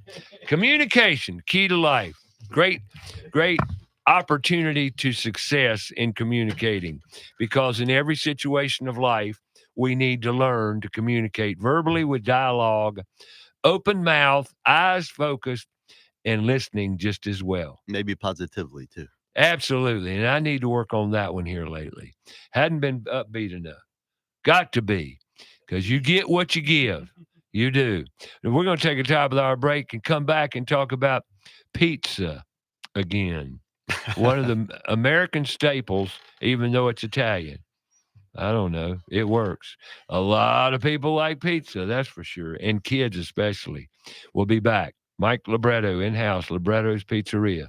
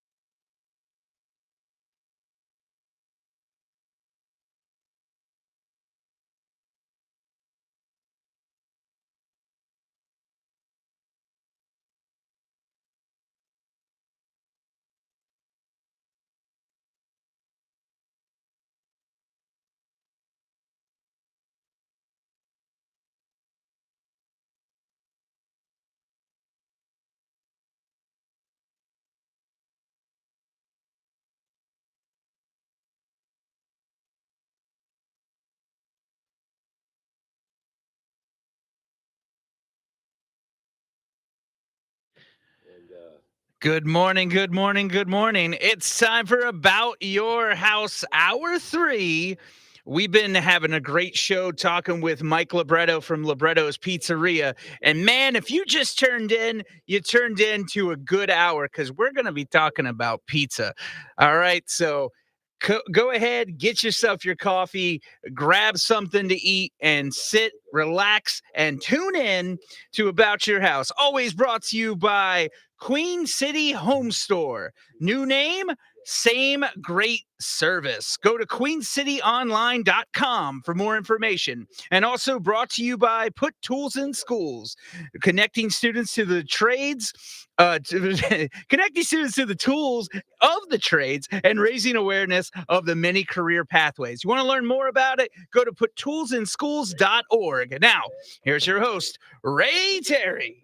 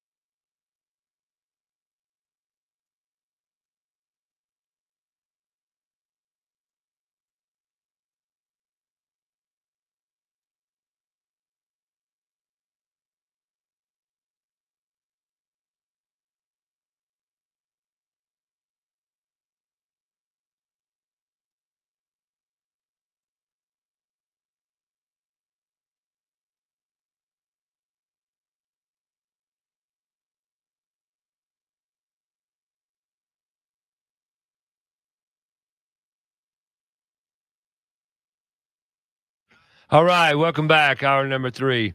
You know, we're talking to Mike Libretto, Libretto's Pizzeria. Okay, pizza. It's become a common American staple. I mean, really, hadn't it? I mean, you go to many, many events, and they're going to have pizza there. Go to golf tournaments. Typically, I went to a golf tournament, Nary golf tournament. They had these monstrous pizzas. I don't know who was making it, but these suckers were as big around as that right there in the biggest box I ever seen a pizza come in. Yeah, that's a thing now. These big slices, I mean, it was decent pizza, but dang, were Wouldn't that they have big. too much dough, though? I don't know. I mean, if you make it right, I guess, it should yeah. be okay. You need a lot of dough to make the pizza, but it should still be thin and crispy and delicious, right? Because that's what I would be worried about is getting a big pizza like that, but having to having a support crust or having a No, dough it was like thin. that, It was thin crust. Oh, really? It was Okay. very thin crust. It really was kind of droopy, but you know what I mean. But and again, that's how some people like it. Again, you talk about the different styles. Some people like flop. Well, that's you why I hold it was as a going to crust bring and just pizza because like it like I know you make different styles of pizza. Do you? Couple, know? yeah. Couple. What are they? we just have the traditional New York City style pizza, which is a thin crust pizza. Okay. We do a Sicilian crust. The Sicilian crust is a thick crust. And then we do a grandma pizza, which is also a square pizza. The Sicilian is a square pizza. The grandma crust is also a square pizza, but it's a thin crust pizza. Yeah. The Sicilians are tough. Sicilians, you need to prepare the crusts, beforehand because they're a lot of work to make. So it's a different style crust. It's a different style crust, yeah. But you sell it. Yeah, we sell. And you make it from scratch when it's ordered, or everything. Yep. Everything. Well, no, the Sicilians you have to make the crust. Well, you make the crust beforehand on the Sicilian. Yeah, you have to because Okay. it's got to rise. It's a thick crust, so it's got to be done. You let it More let the like heat, bread. It rises. It's similar. Yeah. Right. So Ray, when you walk into the restaurant and everything, they have like a little they have like a little window, basically a slice counter, yeah. And there's always Sicilian on there because they're always making the Sicilian. All right, and then that's pizza. another thing. You can buy pizza by the slice. Yes, that's a New York City thing. You need to have pizza by a slice. Well, I understand that. Yeah. I would think that, Right. but like I said, we stay true to our roots. So you can go in there any time of the day, practically. Yeah, there's 1, 2, 3, maybe 7 different types of pizza that we keep on the slice counter. 7 Can I ask a pizzas. price on a pre-slice? I'm just curious. Yeah, I mean the cheese slices are around $3, maybe a little bit more than $3, and they go up to maybe like $4.50 a slice, Right. depending on how many $3 toppings are on to it. $4.50, depending that on what you range. get on it. Yeah, naturally. And it's a big slice. Like it's we do a 20-inch pizza on the slice counter, so it's a pretty big pie. Gotcha. Yeah. I've never gone into a pizza. Like I say, I'm not big on it. I like With it. the but bar, it's nice to order a slice. You know, Yeah. you come in for lunch, you order a couple slices and get a soda or a beer and sit down and have a couple slices. You don't have to order a pie and wait and for us to cook it. You know, we just throw it in the oven, we heat it up, or maybe it just came out and shove it in your mouth and off you go. Right. Beer and pizza, Ray. It's a big combination. People love it, man. Well, you know that, or even just like a root beer or Yeah, like a good soda. A good, we carry like good Dr. Brown sodas. Dr. Oh, Brown's is a good it's like a New York deli kind of root beer. You know, right? we do. There's a cream. There's a root beer. There's a black cherry. You know, that's a slice of pizza with one of those is special. It's good. Yeah. I hear you. Yeah. You try to stick to New York style. New York. Yeah, I mean that's what we are. We're New York. You know, we the style word I go back and forth on. We're an authentic New York City pizzeria, we call it. Gotcha. You know, because style is kind of like imitating. Right? Okay, let's get into your entrepreneurial self here. Okay. I can branch out a little bit. You want to? Sure. All right, you got this thing called Spinello's Pizza. Yes, we do. You know, we're going to talk about cannabis, folks. So just get used to it for a second or two. Some people just say, "Oh no," that's okay. But get used to it because it isn't going anywhere. It'll be my new career. It's your new transition. Yeah. Okay. Right. Right. But you've come up with a pizza, frozen, right. Spinello's Pizza, right, that is infused. Yes, sir. Infused with what? Delta 9 THC. Delta 9 THC. Okay. When did all this come about in your career pathway? I'd worked on it for about a year, and we started selling them last summer. What made you go there? Just you know, it was something that was always on my mind to play around with because you know both of those categories have been part of my life for a long time. And I was talking to somebody, and they made some cupcakes or something, and I was like, edibles, right? But savory, you know, like a food edible, like a dessert. And I was like, I bet you I can make a pizza. And I went and I bought myself an infuser, like a Levo infuser. And I went up. A buddy of mine grows THCA flower up in Asheville, like a hemp flower, which is the legal version by the Farm Bill, the 2018 Farm Bill. And I went up and got a bunch of flour and started playing around in my kitchen. Set up the Levo, put the flour in, put the oil in. It heats it up, infuses the oil. Take that oil, make a pizza. And it took me a while because I didn't do it every day. It wasn't, you know, but you make a pizza and you taste it and see how it works, and then send it out to be tested, see what you come back at. In the beginning, I was terrible at it. I wasn't all too close, but I learned. My wife, but you were determined. I was determined. And yeah, your my wife wife used to was joke part of around. it? Well, she was supportive, to say the least. Okay. You know, we joke around. She used to say like I'm like a beautiful mind because I had these little, you know, scrap pieces of paper with numbers written on them, and you know, I was determined to be able to learn this and be able to make them and make them right. And I got to the point where, you know, I wanted. We did this pretty much on your own in my kitchen on my own. Yeah. I asked for advice from a number of people who I respect. What kind of oven you got? At home. We would make them in the pizzeria. Okay, so you made them. I got you. You baked them in the pizza. Them, yeah. Okay, cool. Well, I understand.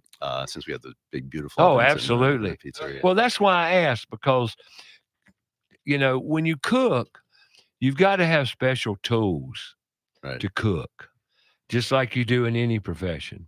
And I can only imagine the pizzeria would have special, high quality, top drawer professional ovens. Yeah, they're from New York. They're called Marsal ovens. They're stone lined ovens. You know, there are 100 different types of ovens. You got conveyor ovens. You got wood fired, you know, brick ovens, and gas fired brick oven, and coal. You know, in New York City, there's still a few pizzerias that cook with coal. But we just found one that's a good balance of making a killer pizza and not too much maintenance. Those coal, I don't know how those people operate those coal ovens. Like I can't imagine to clean them and the soot. Oh, that's got to be a lot. Yeah, but man, does it make a good pizza. I wanted to ask though, because especially, Ray, it being, springtime and everything, this is normally when we get our patios and everything ready Oh to yeah. go. What do you think about outdoor pizza ovens? I mean, they make some good ones. Yeah. Like your outdoor kitchen in your Yeah. yard, and I have a friend that built a brick oven pizza in his Yeah. yard, and they make I can't think of some of the names of the brands off the top of my head, but they do make some decent home pizza ovens. Okay. Yeah, we've had Roddy Player on the show, Queen City, the new Queen City Home Store, formerly Queen City Audio, Video, and Appliance. I went out to their warehouse yesterday. Wow. Yeah. Blew me away. I bought my barbecue there and my TVs and Oh yeah. Well, they're part of the history of Charlotte in the appliance market, but they sell varying pizza ovens, outdoor and varies. Yeah. But the homemade brick ovens by far seem to be and look superior as far as functionality and the way you'd make a pizza. That they're you might have to put some wood in there. They're a little tricky. You got to get the temperature right. Yeah. Yeah, well, the temperature is the key to any cooking, isn't it? Yeah, sure. And you're talking about the way you make a pizza versus for yourself versus what you might cook for somebody else is a little bit more crispy. I like it. Yeah, I mean, I like it burnt. Can you ask for that in the store? Sure. Yeah. Sometimes the pizza guy will forget an oven and forget a pizza in the oven and burn the hell out of it, and we can't send it out. And they know I like it, and they put it on the side. And I like slice it good up and I eat crispy it. pizza. Yeah. But you'll eat that. I like it. It's flavor. It's delicious. I agree. I love good charred, bread even sometimes. When I make toast, especially sourdough, I want it to be a little more brown. Yep. Get that crunch. I love that crunch. You have a good pizza if you can make it burnt but still taste good. Yeah. Because that's the thing. Like if it doesn't taste just like burnt, then it means it has. And there, flavor. we make a pizza the way I think a pizza, or we think a pizza should be made. And there are people that they open up the box and like, oh, this is burnt. And again, goes back to different strokes for different folks when it comes to pizza. Some people like it lightly cooked. And you have to take it back, make another one. We do. Yeah. Have to, probably not, but we do. We got to keep our people happy. Right. Don't argue with them. Give them what they want. Yeah. We're easy going. Because you're going to sell it by the slice anyway. I'm going to eat it. No, I'm a just snack for me. I'm going to eat the darn thing. Yeah, you bet. That's what we do. We eat it, and nothing goes to waste here. Well, back to the I got to ask this here. What's the most popular pizza there is out there? In our restaurant, I would say pepperoni. Cheese, pepperoni, basics. Especially when you talk about people, they ordering for a group, like you order 20 pizzas for the office. Like what's the biggest order you ever gotten on a pizza? We've gotten to a couple hundred pizzas. Really? How you produce that? It's challenging. God, that would be very challenging. Yeah. And you got to send them out in waves, because nobody can take 200 pizzas in at a time either. So you send, the night I told you I was at a function and I saw this big old stack of big old boxes come in. I said, whoa. Yeah.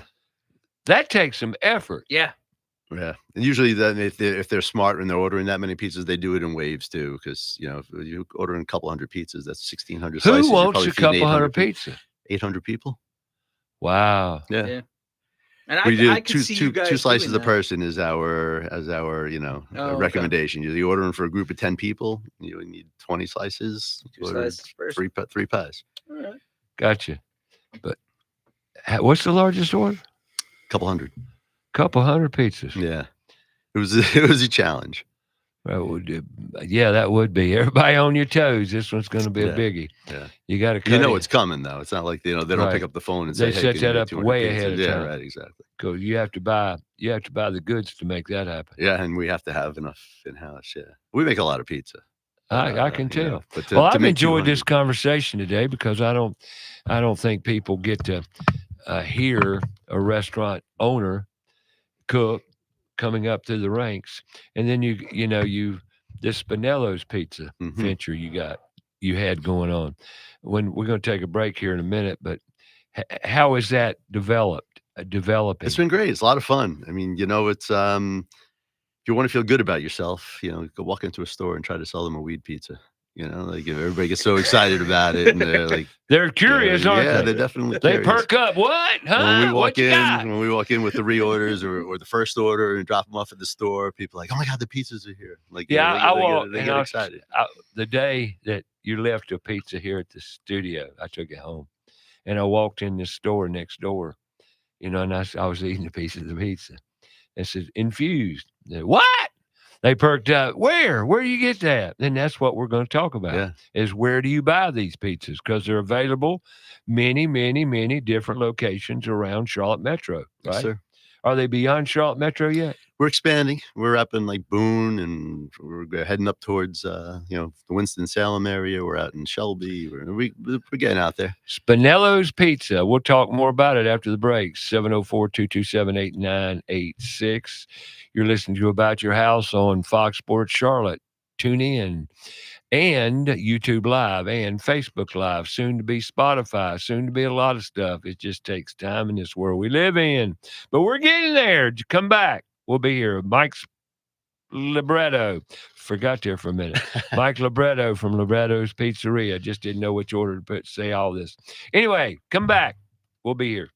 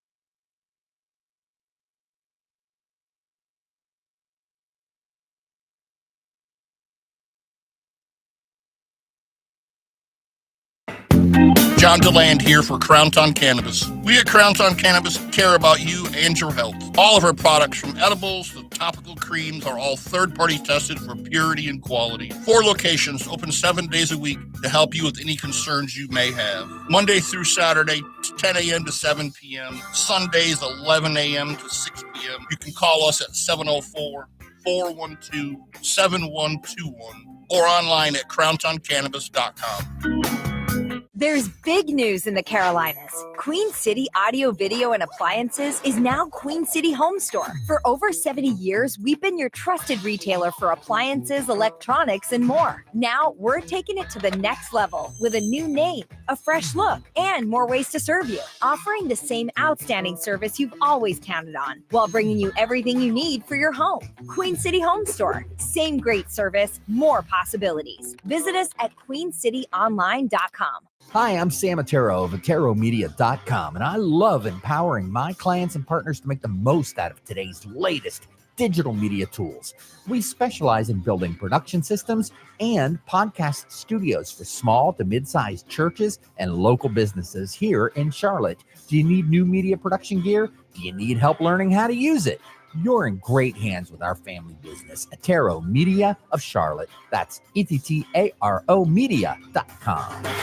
Let's face it, we do not like bugs, and especially spiders and ants. Unwanted pests in the home are not only creepy, they can also spread sickness and cause significant damage to the structural integrity of our homes. Kilo Exterminating has been taking care of pest control problems in the Charlotte area for over 70 years with award-winning customer service. Moisture readings are standard with all crawl space inspection. Call Kilo Exterminating at the first sign of infestation, 704-333-9855, or online at kilo.biz. Again, that's 704-333-9855. Mike Libretto here, owner of Librettos Pizzeria and Spinello's Pizza. I opened my first pizzeria in New York City in 2004. Not long after that, I took my passion to Charlotte, North Carolina. serving up a taste of New York City with great pizzas and authentic Italian cuisine. Come in, relax, and enjoy Librettos Pizzeria, located off Johnson Road in the Ballantyne area. Librettos is also home of the famous Spinello's Pizza, a 10-inch infused frozen pizza, offered in both pepperoni and plain cheese. Visit SpinellosPizza.com for more information, to find a retailer near you, or just to order for pickup at the restaurant. Librettos Pizzeria is open 7 days a week, a great place to relax, dine in, take out, delivery, or for catering. Visit us online at LibrettosPizzeria.com. Call us at 704-714-1442 for the best in New York pizza and Italian cuisine. That's Librettos Pizzeria. Stop in and become part of the family. Have a comment or question for the show? Call us 704-227-8986. That's 704-227-8986. Now, back to the show.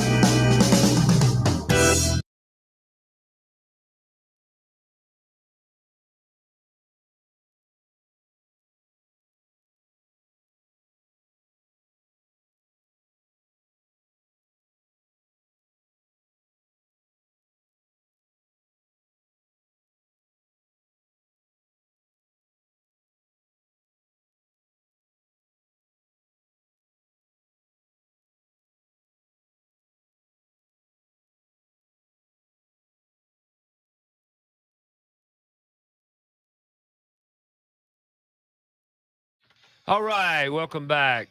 Librettos Pizzeria in-house today talking, well, we're just talking about restaurant and pizza being one of the most popular dishes out there. I'm going to go another route real quick because I want to know, you got a food truck out in the parking lot. Yeah. How'd that work out for you? It's fun. You still doing it? On occasion. It's more of a passion project. We started it out, it's probably 12 years ago now we've had that thing. And it started out as a business. My good buddy Scott Bragman who's a passionate pizza guy, and I, he actually drove it down from New Jersey. We had it built in New Jersey, and he drove it down. And it was something that would go out 5-6 days a week at one time. Scotty used to run it. And now it's something where I go out on. Like if it's something that looks interesting to me, I think we could have a little bit of fun with it and meet some people. And we do like South Park After 5, the concert series. We're at those. We'll do a beer fest here and there. We'll do a school outing. We have some of the schools that have big spring fest or fall fest. We bring the truck there, and it's like I said, it's more for fun than anything at this point. Are you going to be at the Love and Life Festival? We will be at the Love and Life Festival. Yeah, I thought so. That's an amazing experience. Where's that? Uptown Charlotte. Yeah, it's coming up the beginning of May, first weekend in May. Mm-hmm. All weekend? Yeah, it's 3 days. Great music. They have great 3 different vibe. stages. Sounds like Spring Fest used to be. Used to be back in the day, way back for Epicenter and all that. They had what we called the Spring Fest, and it was every year. Yeah, I think it was in May. What a fun weekend! Those are my buddies. Those are the people they're the reason why I live in Charlotte. Again, we talk about the Epicenter, those guys, Bob and the whole group. They own the festivals. They've got like CCMF, the Carolina Country Music Festival in Myrtle Beach, and they got a bunch of them. And I didn't know they did those. Yeah, cool. They know what they're doing, man. They put on a really great show. Really, a bunch of great shows. Great That's the first of May. First weekend of May. Yeah. Cool. Got a heck of a lineup. People this year. Like Dave Matthews. Yeah, Dave Matthews is going to be here, which is awesome. Stevie Nicks. They got. Stevie Nicks last year was amazing. Well, I took my mom to that one. I'm going to put it on my calendar. Well, I won't. Yeah, I will. I will be here 1st of May. That's great. Yeah. Weekend. Gwen Stefani this year, actually. Stevie Nicks last year. This year, Gwen Stefani. Where do they perform? They've got a huge stage right up. It's like 4th Ward. Okay. No, 3rd Ward. 1st Ward. Yeah. The non-New York, the non-Charlotte guy telling you which ward. They have it's 3 different stages by the arena. There's 3 different stages, right? Spectrum. Yeah. Because there's like a 5th. There's a 5th Road stage or 5th Street stage, and then there's a 3rd Street stage, I think, as well. The big stage is there's a lot of people. It's behind Spectrum, right? Right. Isn't that where everything's set up? But you're not going to be allowed to sell Spinello's pizza. No, we can't. I know. Yeah. See, that's the perfect place too. I know. That's the perfect place. But you know what? It's okay. Someday. It's all right. It's a growing industry. People are becoming more and more accepting of it, and it's right. Well, speaking of back to Spinello's, so you got it. How long's it been out now? Where We you got it? the guys at Crown Town Cannabis were our first retail account back last summer. They gave us our first shot.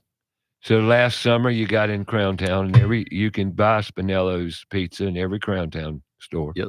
All of them, and there are 9 locations now. I 9. They must just opened say, their Crown 9th. Town Cannabis has grown to 9 locations, soon to be in the Outer Banks. Believe it or not. Yeah, they're awesome guys too, man. I Oh want yeah, nothing but the great best for group those of guys. people. Yeah, Great group of people. love those guys. Yeah, Mike Sims and crowd. And But great John. organization, and but so you can buy it there. What other locations you got? We also tell do. everybody where they Yeah, can buy. we're coming up on actually 60 different locations around. 60. Yeah. Well, name them all. Come on, let's see how good you are. No, I'm 2. kidding. We're in a bunch of apothecas where we do like Crown Common Market, Rhino Market, a bunch of those markets. Some high end markets in South End like Gourmand. They carry us, and we just opened up. We're out in Shelby. We're up in Salisbury. We're creeping up towards Winston Salem. I've got a guy out in. You got outside salesperson for this? I've got 2 now. 2 now? Yeah. Okay. Yeah, 2 guys, and it's not their main job. Like if I found a guy that I met recently, this guy Ben, who's been in the hemp business since 2018 when the first Farm Bill first came Sure, out. I remember it well. He's a good, solid guy. I was and on the he's radio the weekend after it passed, Oh, yeah? educating people about what hemp is. Yeah. Wow, how ignorant people can be. They had no idea of all the benefits to hemp and all the history, just the history alone behind it. Prior to 1900, it was the number 1 analgesic on the planet. Yeah. But I remember that. Rockefeller changed that, didn't he? Yep, sure did. I remember that episode because you also talked about how hempcrete, about how it was it was built to make the Colosseum and stuff. Is hemp is actually in the old Colosseum and stuff from Roman, the Roman because they would make concrete out of hemp. Hempcrete, Yeah, and it was one of the strongest natural fibers on the planet. It's crazy. If not that show. I had a friend of mine, and I'll tell this. He called me. He went to a convention and a workshop up in Nashville one weekend. Well, he called me on the way back. He says, "Ray, what do you know about hemp?" I said, "Not really. Probably not much." He says, "Well, you need to do your homework because this Farm Bill is going to pass this year, wow. and you need to be aware of what hemp is all about because I know you, and I know that you're in it." And so I did.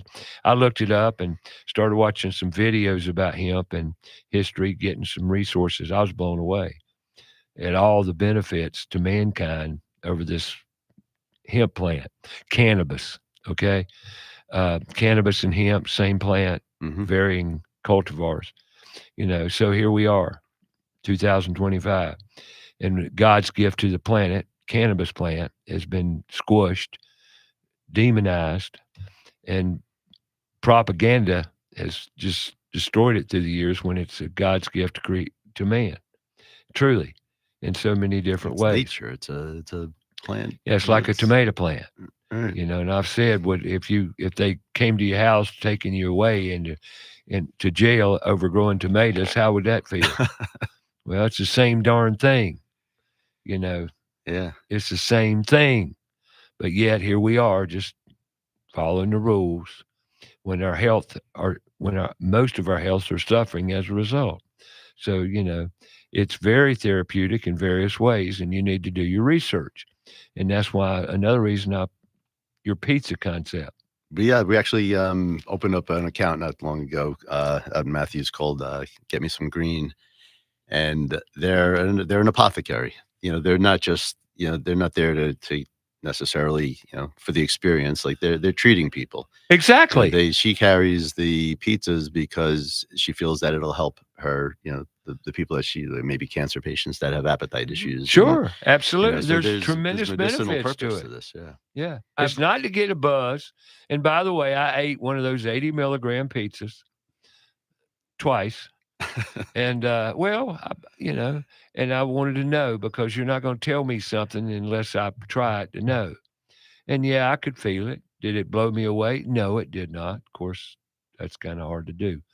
But it's got benefits.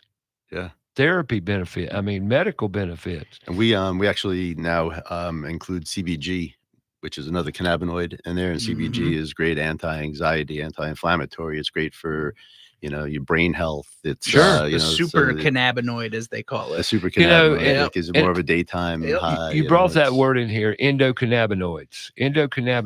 All mammals have an endocannabinoid system.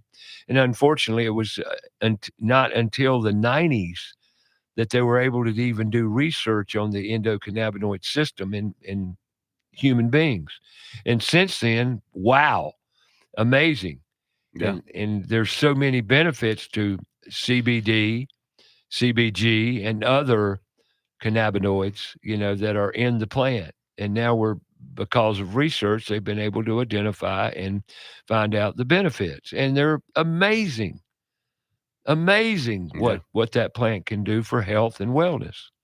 So, and I'm just extending this information out there because forget this, the mental aspect of it and getting high and all that. Just wipe that off the plate and consider all the medical benefits to the plant. Right. It's an experience, it helps people sleep. It reduces anxiety. There's a lot of benefit to it. And I'm going to say this, as I've said it many times before, me being ADHD, it's very therapeutic in ADHD patients. Focus. Yeah. A good sativa will help you focus beyond your wildest dreams. Yeah. So I agree with you a little bit because I also am ADHD. The indica actually really does help me. It turns my brain off. Everybody's different. Yep. Yeah, it really lets me kind of just relax and be creative. Now, we just said something that most people aren't aware of. The strains. You've got indica, you've got sativa, and then you've got all the hybrids. Hybrids are the man-made, synthesized, differential ones. Right. Correct me if I'm wrong here. You're right. But sativa and indica are pure strains of the cannabis plant, and they affect everyone differently. No two human beings are alike, just like in pharmaceuticals, and pharmaceuticals will treat you differently. Unfortunately, most of them have bad side effects that you need to research and look into. There are no side effects. Yeah, you see all these THC seltzers. They're hitting the market now. They're everywhere now. We sell them at the restaurant, actually. And their marketing angle is, all the fun under the hangover. Yeah. Because for alcoholics, and I'm talking to one right now. Well, actually, what day is it? It is the 5th. 3 days will be my second anniversary. Second anniversary of being sober. Congratulations. And, for the first year, I thought, man, I'd really love to have a drink. And now that I'm doing everything else, I wouldn't want to drink. Now, how did you deal with it? You went the CBG route. Yeah. I started there and I started low. I started very low and started, creeping up. And, I have my pace of where I want to be, but I know where I feel good. So was one of the more difficult parts about stopping the social end of it. Yeah. Because I find I don't drink like I used to, and I it's more of a social thing for me these days. But when I try not to, one of the toughest parts is being out with my friends and everybody's having a drink. And what about me? Honestly, your bar really helped me out with that because I had friends that worked there, so I already knew I was safe in that aspect. They're not going to let me order a drink, so I go out there and I could, kind of just relax, still be in that bar setting, but not feel pressure and have a pizza, 80 milligram pizza. Yeah. I still felt like, I'm at a bar and I don't feel like I'm out of place, because that was my biggest part about not drinking. Like, why am I at a bar if I'm not drinking? That was my biggest hang up, because when you're at a bar, what are you doing? Right. Where's my personality going to come from? Yeah. And then you realize you've got a personality without it. You don't need it. We all do. And that's our society and the way we embrace alcohol. But, it's just the way we are. I wanted to ask though, with your pizzas, do you guys do, like, when you're, making the pizzas and everything, do you guys care about, sativa or indica, or is your oil more of just a mixture? Well, I mean, there's an experience that I targeted, which is actually part of the reason why the CBG is in there. When I was growing up in New York, the sour diesel, the old New York sour diesel, was my favorite. Yeah, and it's a sativa, and it had a certain experience. And one of my goals with the pizza was to provide a similar experience. It's hard. It's impossible to replicate that old sour diesel, but of course, it's an chatty, happy experience, and that's that was my goal. And it took a minute to figure out. There was a lot about it that that was a challenge. Is trial and error. You guys should look into a nighttime pizza. Knockout. Yeah, I mean, there's so not many. Not even knockout, but like just like in the couch. Indica. In the couch, basically. Right. Yeah, exactly. Well, but how exactly the infusion goes on with the dough, right? So it's all in the dough. It has nothing to do with the toppings. No, yeah. I mean, you need consistency. Yeah. One of the first thoughts was put it in the sauce. But then if it doesn't blend perfectly into the sauce, maybe you're not have that right consistency throughout the pizzas. There's a place up in New York, Stoned Pizza, that does they drizzle an oil on top of it, but you hold the curette over one end a little bit longer than the other end. Slides off of it like grease. You can't. You got a good piece. My piece getting. didn't have any oil on it. Yeah, right. Exactly. Right. But you really, at the end of the day, there's not, the Farm Bill is regulation, but aside from that, there's not a heck of a lot of regulation when it comes to this stuff, and it's coming. There are a bunch of bills out there that are being proposed right now, but and I want regulation. They should be 21 and over. We should test. I test. Yeah. You should have full spectrum testing. You should do all the things that are right. And right now, it's on people like me to make sure that my pizza meets all these requirements. Nobody's holding a gun to my head to asking me or requiring me to doing it. So regulation will be good, and then it'll get what rid kind of of hurdles did you have to jump to make this happen? Because after all, you're selling food, right? Well, yeah, I mean, there's no hurdles. We do it in a commissary. You're not supposed to do it in the restaurant. You got to do it in there are rules. Gotcha. Yeah, there are rules that we follow. And you guys do get everything third party tested as well. Oh yeah. Yeah. Yes, sir. Because that's the thing that worries me is we've talked about it before about there's many of these stores, they don't get their stuff tested. Yeah, which is, I mean, when we talk about regulation, like I'm an advocate for regulation. The guys at Crown Town, advocates for regulation. Like we want to get the people out quality products that you don't have to worry about. And they don't make the investment. And then they sell cheap because fentanyl being on the rise like it is. That's scary. Right? Yeah, you don't know. Test everything.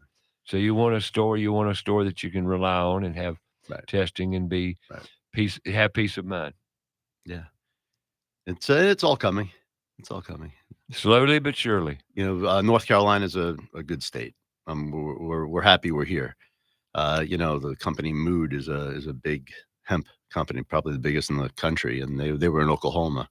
Who? Mood, MOOD. Mood, MOOD. Yeah, and they had to leave Oklahoma because Oklahoma started frowning upon hemp, and they ended up in North Carolina. They're in Charlotte now, and they're the biggest and the smartest. And in my opinion, they know a lot more than I do. Long way from Oklahoma, man. Long way from Oklahoma, Tulsa King. You watch out that. But they picked North Carolina to move their business too, and that boosts my confidence that North Carolina is going to be a good state for a long time. So Mood is a grower. Mood is a retailer. A retailer. Online sales, like they're big, they're huge. Yeah, they sell in all 50 states. Like they're big on social media. And nowadays you can order online and have it delivered to your home. Yep. Just for general knowledge out there. This is not a secret. I mean, and a lot of people are getting behind this stuff now, which is what I love about it. Like, I don't mean to put them on the spot, but you guys remember Cheech and Chong, right? They've got their own brand. Who are they? They've got their own brand. Like, but that's the thing. Everybody's getting behind it, and it's because of the Delta 9 movement and the and the cannabis movement. So, well, actually, I would beg the difference. It's about a health movement. Yeah, I want that to be the case. People are literally seeing the benefits That's what the opposition needs to understand. Like this isn't like alcohol's got no benefits other than it, it affects your it affects so many things detrimentally. But there's no health benefit to alcohol. No. They say, "Oh, drink a glass of red wine a day." That's a bunch of crap, but there's incredible benefits to this plant. Yeah. And stuff that stays in your body. Like the effects last for so long, but then like the health benefits after of no pain, no aches, no all of that. Once again, if I don't do CBD oil, I get pains in my wrist and my ankles. And putting it in a pizza, it might, lean towards a party atmosphere, but there's more to it for me. This isn't just eat a pizza, get high kind of thing. Like this is like I said, with we have that people treating people with these pizzas. Well, honestly, that people have heard me on the program talking about it and have called me off air, asking me questions because they really are curious and they want to know. And that's the reason that I bring it up on the show here, is because I want people to understand the health benefits behind what cannabis is really all about. And once again, we all have an endocannabinoid system, and haven't known about it because they didn't allow it to be known. But now that it's out in the open, they're doing studies, and it's a fact. Yeah, there's a whole movement. It's awesome. We were talking before about seed oils, and like there's just a lot of eye opening going on, which is amazing. An awakening, and it's a tremendous awakening, and we need to embrace some of the awakening instead of fighting it. It's so amazing how many people still fight it. God, no, red meat is terrible for you. Red meat is absolutely there again, right? Absolutely, it drives me insane sometimes. And we've been led down the path of sickness. And that's why there's a emergency care center on every corner of the city. Not to that extreme, but you get my drift. Pretty bad. And when the healthcare system is one of the largest industry, second only to the military industrial complex and pharmaceuticals. Wow. And you wonder what's going on. Our health is what's going on. Lack of it. There's ways around it. But we're learning. We're learning. 704-227-8986. Mike Libretto's in company this morning. I've enjoyed the conversation. This has been awesome. Eye-opening. And, hey, I learned a great deal about Italian pizzerias and what it takes. There's a lot of them out there. Seems like every corner there's a pizza place. When we were in New York City, there were 7 within 3 blocks of us. 7. And they all thrive. Every one of us did well. We helped each other. You need boxes? Come grab some. You need cheese? You're out of cheese? Come grab some. That's awesome. All right. You're listening to About Your House. We'll come back and wrap this one up. Call it another show. We'll be back.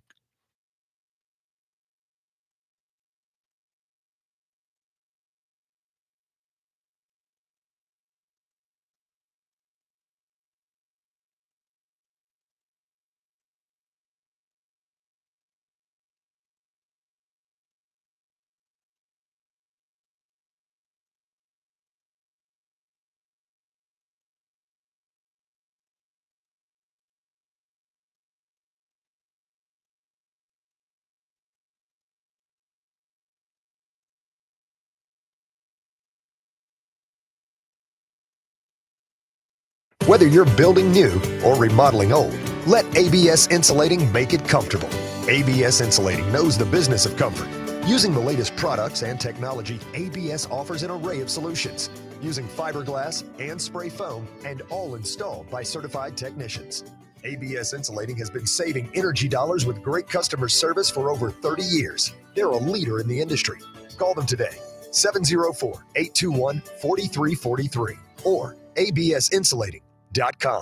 Steve Helms here with the Al Metal Dryer Vent Corporation. The Al Metal Dryer Vent Corporation is a full-service dryer vent company. Regardless of the problem, we can handle it. Does your clothes dryer take longer than 45 to 50 minutes to dry a load? If so, you need your dryer vent cleaned or checked. The clothes dryer is the most inefficient appliance in the house and should never take longer than 45 to 50 minutes. Call Al Metal Dryer Vent today at 704-846-8368 or online at almetaldryervent.com. That's 704-846-VENT. Have you cleaned your dryer vent lately? Owens Chimney Systems is a family-owned and operated company serving Charlotte and the surrounding areas since 1989, making the Carolinas safer one chimney at a time. Owens also sells, installs, and services stoves and fireplaces, including wood stoves and wood inserts, gas stoves and gas inserts, gas logs, and complete installation services. All of our lead service technicians are trained and certified. Call Owens Chimney Systems at 704-554-9595 or visit us online at owenschimneysystems.com. Hi, I'm Sam Otero of AteroMedia.com. Someone asked me once what I love the most about my 30-year-long career as a media producer and educator, and I have to say the fact that not only do I get to create for a living every day, but then I get to teach and help others to use the content and gear systems that I've built for them themselves. Do you need professional live event video production or streaming services? You're in great hands with our family business. All 5-star Google reviews. That's ETTARO media.com. Have a comment or question for the show? Call us 704-227-8986. That's 704-227-8986. Now, back to the show.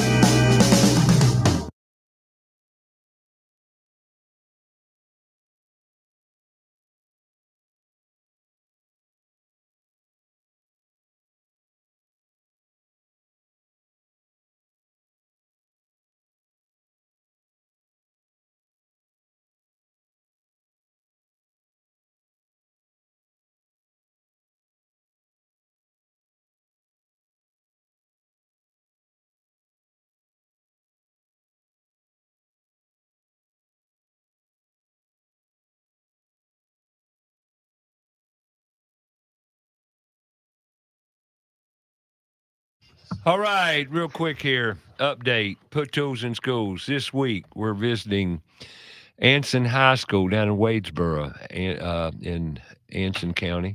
First time we've gone down there to experience the Anson County kids in the Anson County High School. Same issue we've had at Put Tools in Schools. How are we going to change the image of our industry if we don't show up and engage the kids? It's like cooking. How do they know how to cook if we don't show them? You know, we've got to engage these kids with activities that teach them about how they can work with their hands and their minds, because most of the kids are not even familiar with tools, any kind for that matter. We need to change that. The only way we're going to change it is to show up at a career day, engage these kids with knowledge and power. It empowers them to know they can do much more than sit at a desk and point a pencil around, if you get my drift, or push keys on a keypad. Put tools in schools. And then next Friday, this coming Friday, Mint Hill Middle School. Yep. And there's another issue come up, and that's how do you sign up for all these things? Folks, how many times do you have to sign up to do an event? We've got to keep it simple. We've got to keep it simple. Don't make it so hard for people to participate. Everybody, if we're giving the kids our time, we all have little time in this world we live in. The most precious, valuable commodity we all share is time. Let's give it to the kids. PutToolsInSchools.org. Sign up. You got a company, you want it to make a difference? Get online, PutToolsInSchools.org. Sign up, volunteer, and show up. I'll be there. Anson High School, Wednesday. Mint Hill Middle on Friday. They're all on the events tab. PutToolsInSchools.org. What's it going to take? We can complain we can't find no help, but what are we doing to change it? PutToolsInSchools.org. There you go. Now, back to librettos. Not really. Back to cannabis infused. Because the market's changing.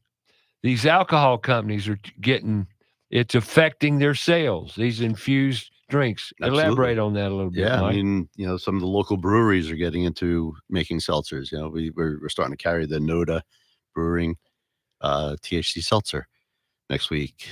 Sycamore is making one. It's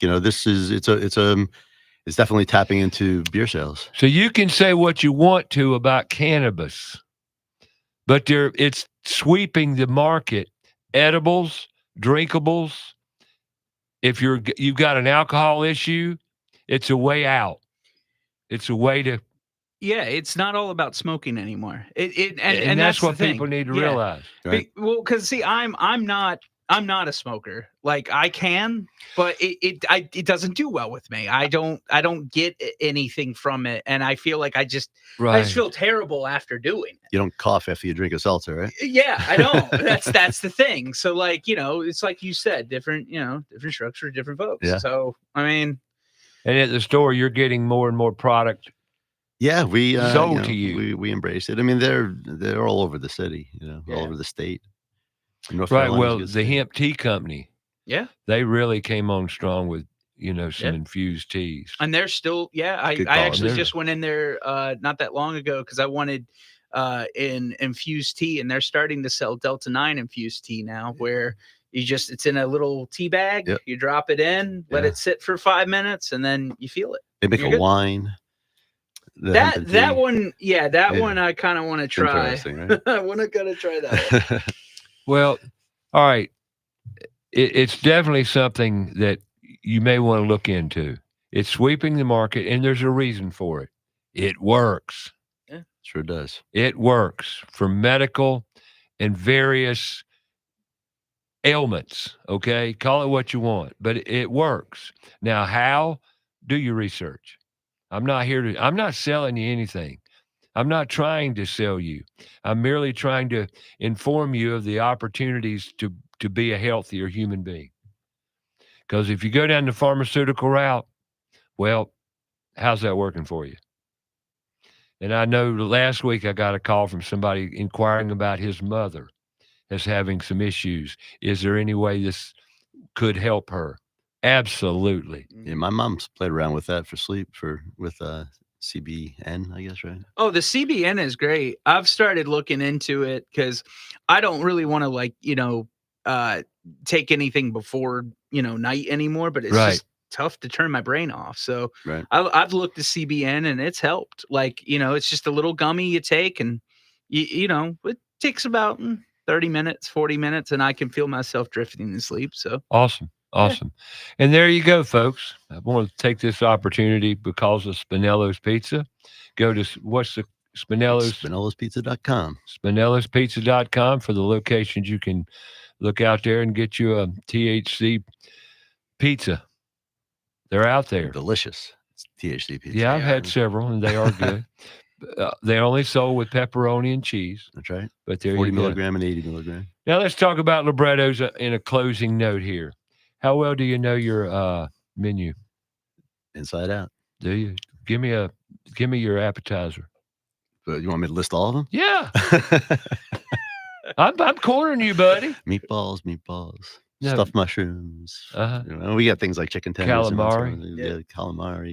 You got ricotta toast. We've got bruschetta. We've got mozzarella fritters. The frites. Yeah. Yeah, the frites. Yeah, there's okay. We got wings and garlic bread and nuts, and there's a lot of great stuff on there. A lot of great stuff. We do like greens and beans is a popular one. That's one. Mm-hmm. when we put on the menu not long ago. It's been popular. It's like greens and beans, white beans with green beans. It's good. It's good stuff. Awesome. Yeah, and I know your appetizer menu is exceptional. Thank you. Love the calamari. Like I say, it's not your normal calamari. It's really delicious. Thank you. Got some jalapenos in it. Gives it a little zing. Zing. Not hot, just a little zing. Yep. Actually, we make those peppers in house. And you sell. And you make those peppers in house. Yeah, there's you season those Cubanelles. God makes those peppers. God makes those peppers. Yeah, we take those peppers and turn them into hot peppers. Yeah, there you go. I hear you. And all right, now your pizzas, y'all sell buku kinds, right? At the restaurant, yeah, we sell. We've got a bunch of different, specialty pizzas that they're just creative combinations, but you can get whatever you want. And then your entrees. Chicken parmesans and eggplant parmesans and marsalas and franchise, that kind of stuff. All different types of pastas and everything you make is fresh, made from scratch, right there. As soon as you order it. As soon as you order. We don't. I mean, the marinara you have to pre-make because it takes 3 or 4 hours to make. But all the other sauces, we don't make it until you order it. Meatballs are awesome. They're my mom's recipe from me growing up, so I'm kind of addicted to them. You got a special place you get your beef from? No. the grass-fed beef would be amazing, but like we talked about tallow before, like our suppliers just aren't there yet where we can buy grass-fed ground beef to make the meatballs. But you think it's coming? Oh yeah, I hope so. Yeah, me too. And you can get it. It's just kind of price. I mean, if you can already get good vegetables and greenhouse vegetables and stuff, like I don't understand why they don't have that yet, where you can get grass-fed beef. I just there's it's not the production. No, I understand. I'm just saying it makes no sense. It's called control. Yeah. It's called control, but these farmers can only make so much product too. Sure, I understand. It's start trying to supply all the restaurants in America. That's big volume, and I just don't think they can handle that. Yeah. Right. It's like you just have to know a guy. Yeah. Like, hey, I've got a farm. Yeah. I can go to Earth Fair. I need 80 pounds of ground beef twice a week. Like I can't go to Earth Fair and pick it up. No, you can't. Yeah. You can't. Well, darn. Well, darn. What can I say? All right, folks. Next week, can't talk. Garage Living of Charlotte, in-house. We're going to talk about garages. What all can you do to a garage? A lot of stuff. A lot. And weeks to come, I will be gone week after next. I got Todd Compton coming in the house talking automotive, what you need to know about that car you drive. You take a lot for granted. And also bringing a beekeeper in studio here, talk about the health benefits of honey. One of the true gifts to God gave us is honey, the most effective natural antibiotic on the planet. And also a little tip, if you have problems sleeping, take you a little teaspoonful of honey. We've actually got an infused honey coming down the pipe. Infused honey? Yep. See? Wide open. Infused. That's a popular word these days, isn't it? Yeah, it sure is. Infusing. But anyway, got some great shows coming up. Todd Compton, like I said, week after next, I'm going to take a little trip, a little vacation, coming back. Bart Noonan and Brandon Grant, the apprenticeship workforce development coordinator from Mecklenburg County, is coming in the house talking about their new programs and all the opportunities in employment with the city. Great stuff ahead. And then Star Dog back in the house talking about dogs. A lot coming up right here on About Your House. Tune in every week. And Mike, it's been great. Yeah, thanks for having me. Thank you. I appreciate you coming in. This has been awesome. Been a great conversation about, I've never had a restaurateur in studio. And I've never been in a studio. Perfect. Have you ever done, you never did this before? Not like this. This is awesome. Yeah, it's fun to talk about. Conversation's a good thing. It sure is. It's amazing what you learn just talking. We'll have to continue this at the bar. There you go. All right, folks, go make it a great week. Find a child, a mentor, like always. Know your neighbors. Go introduce yourself. Make some cookies, share, okay? Although I'm not a big cookie eater, but, I got my issues. But make it a great week. Find the elderly. Let's spread some love. Go to puttoolsinschools.org. We need your help. We need your support. Those kids, most of all, need it. They're the ones that's needy. Not us. Puttoolsinschools.org. Go spread some love. Mike, great talking to you. Librettos Pizzeria. Thank you. Spinellos.com. LibrettosPizzeria.com. You got it. All right. Next week. Talk to you then.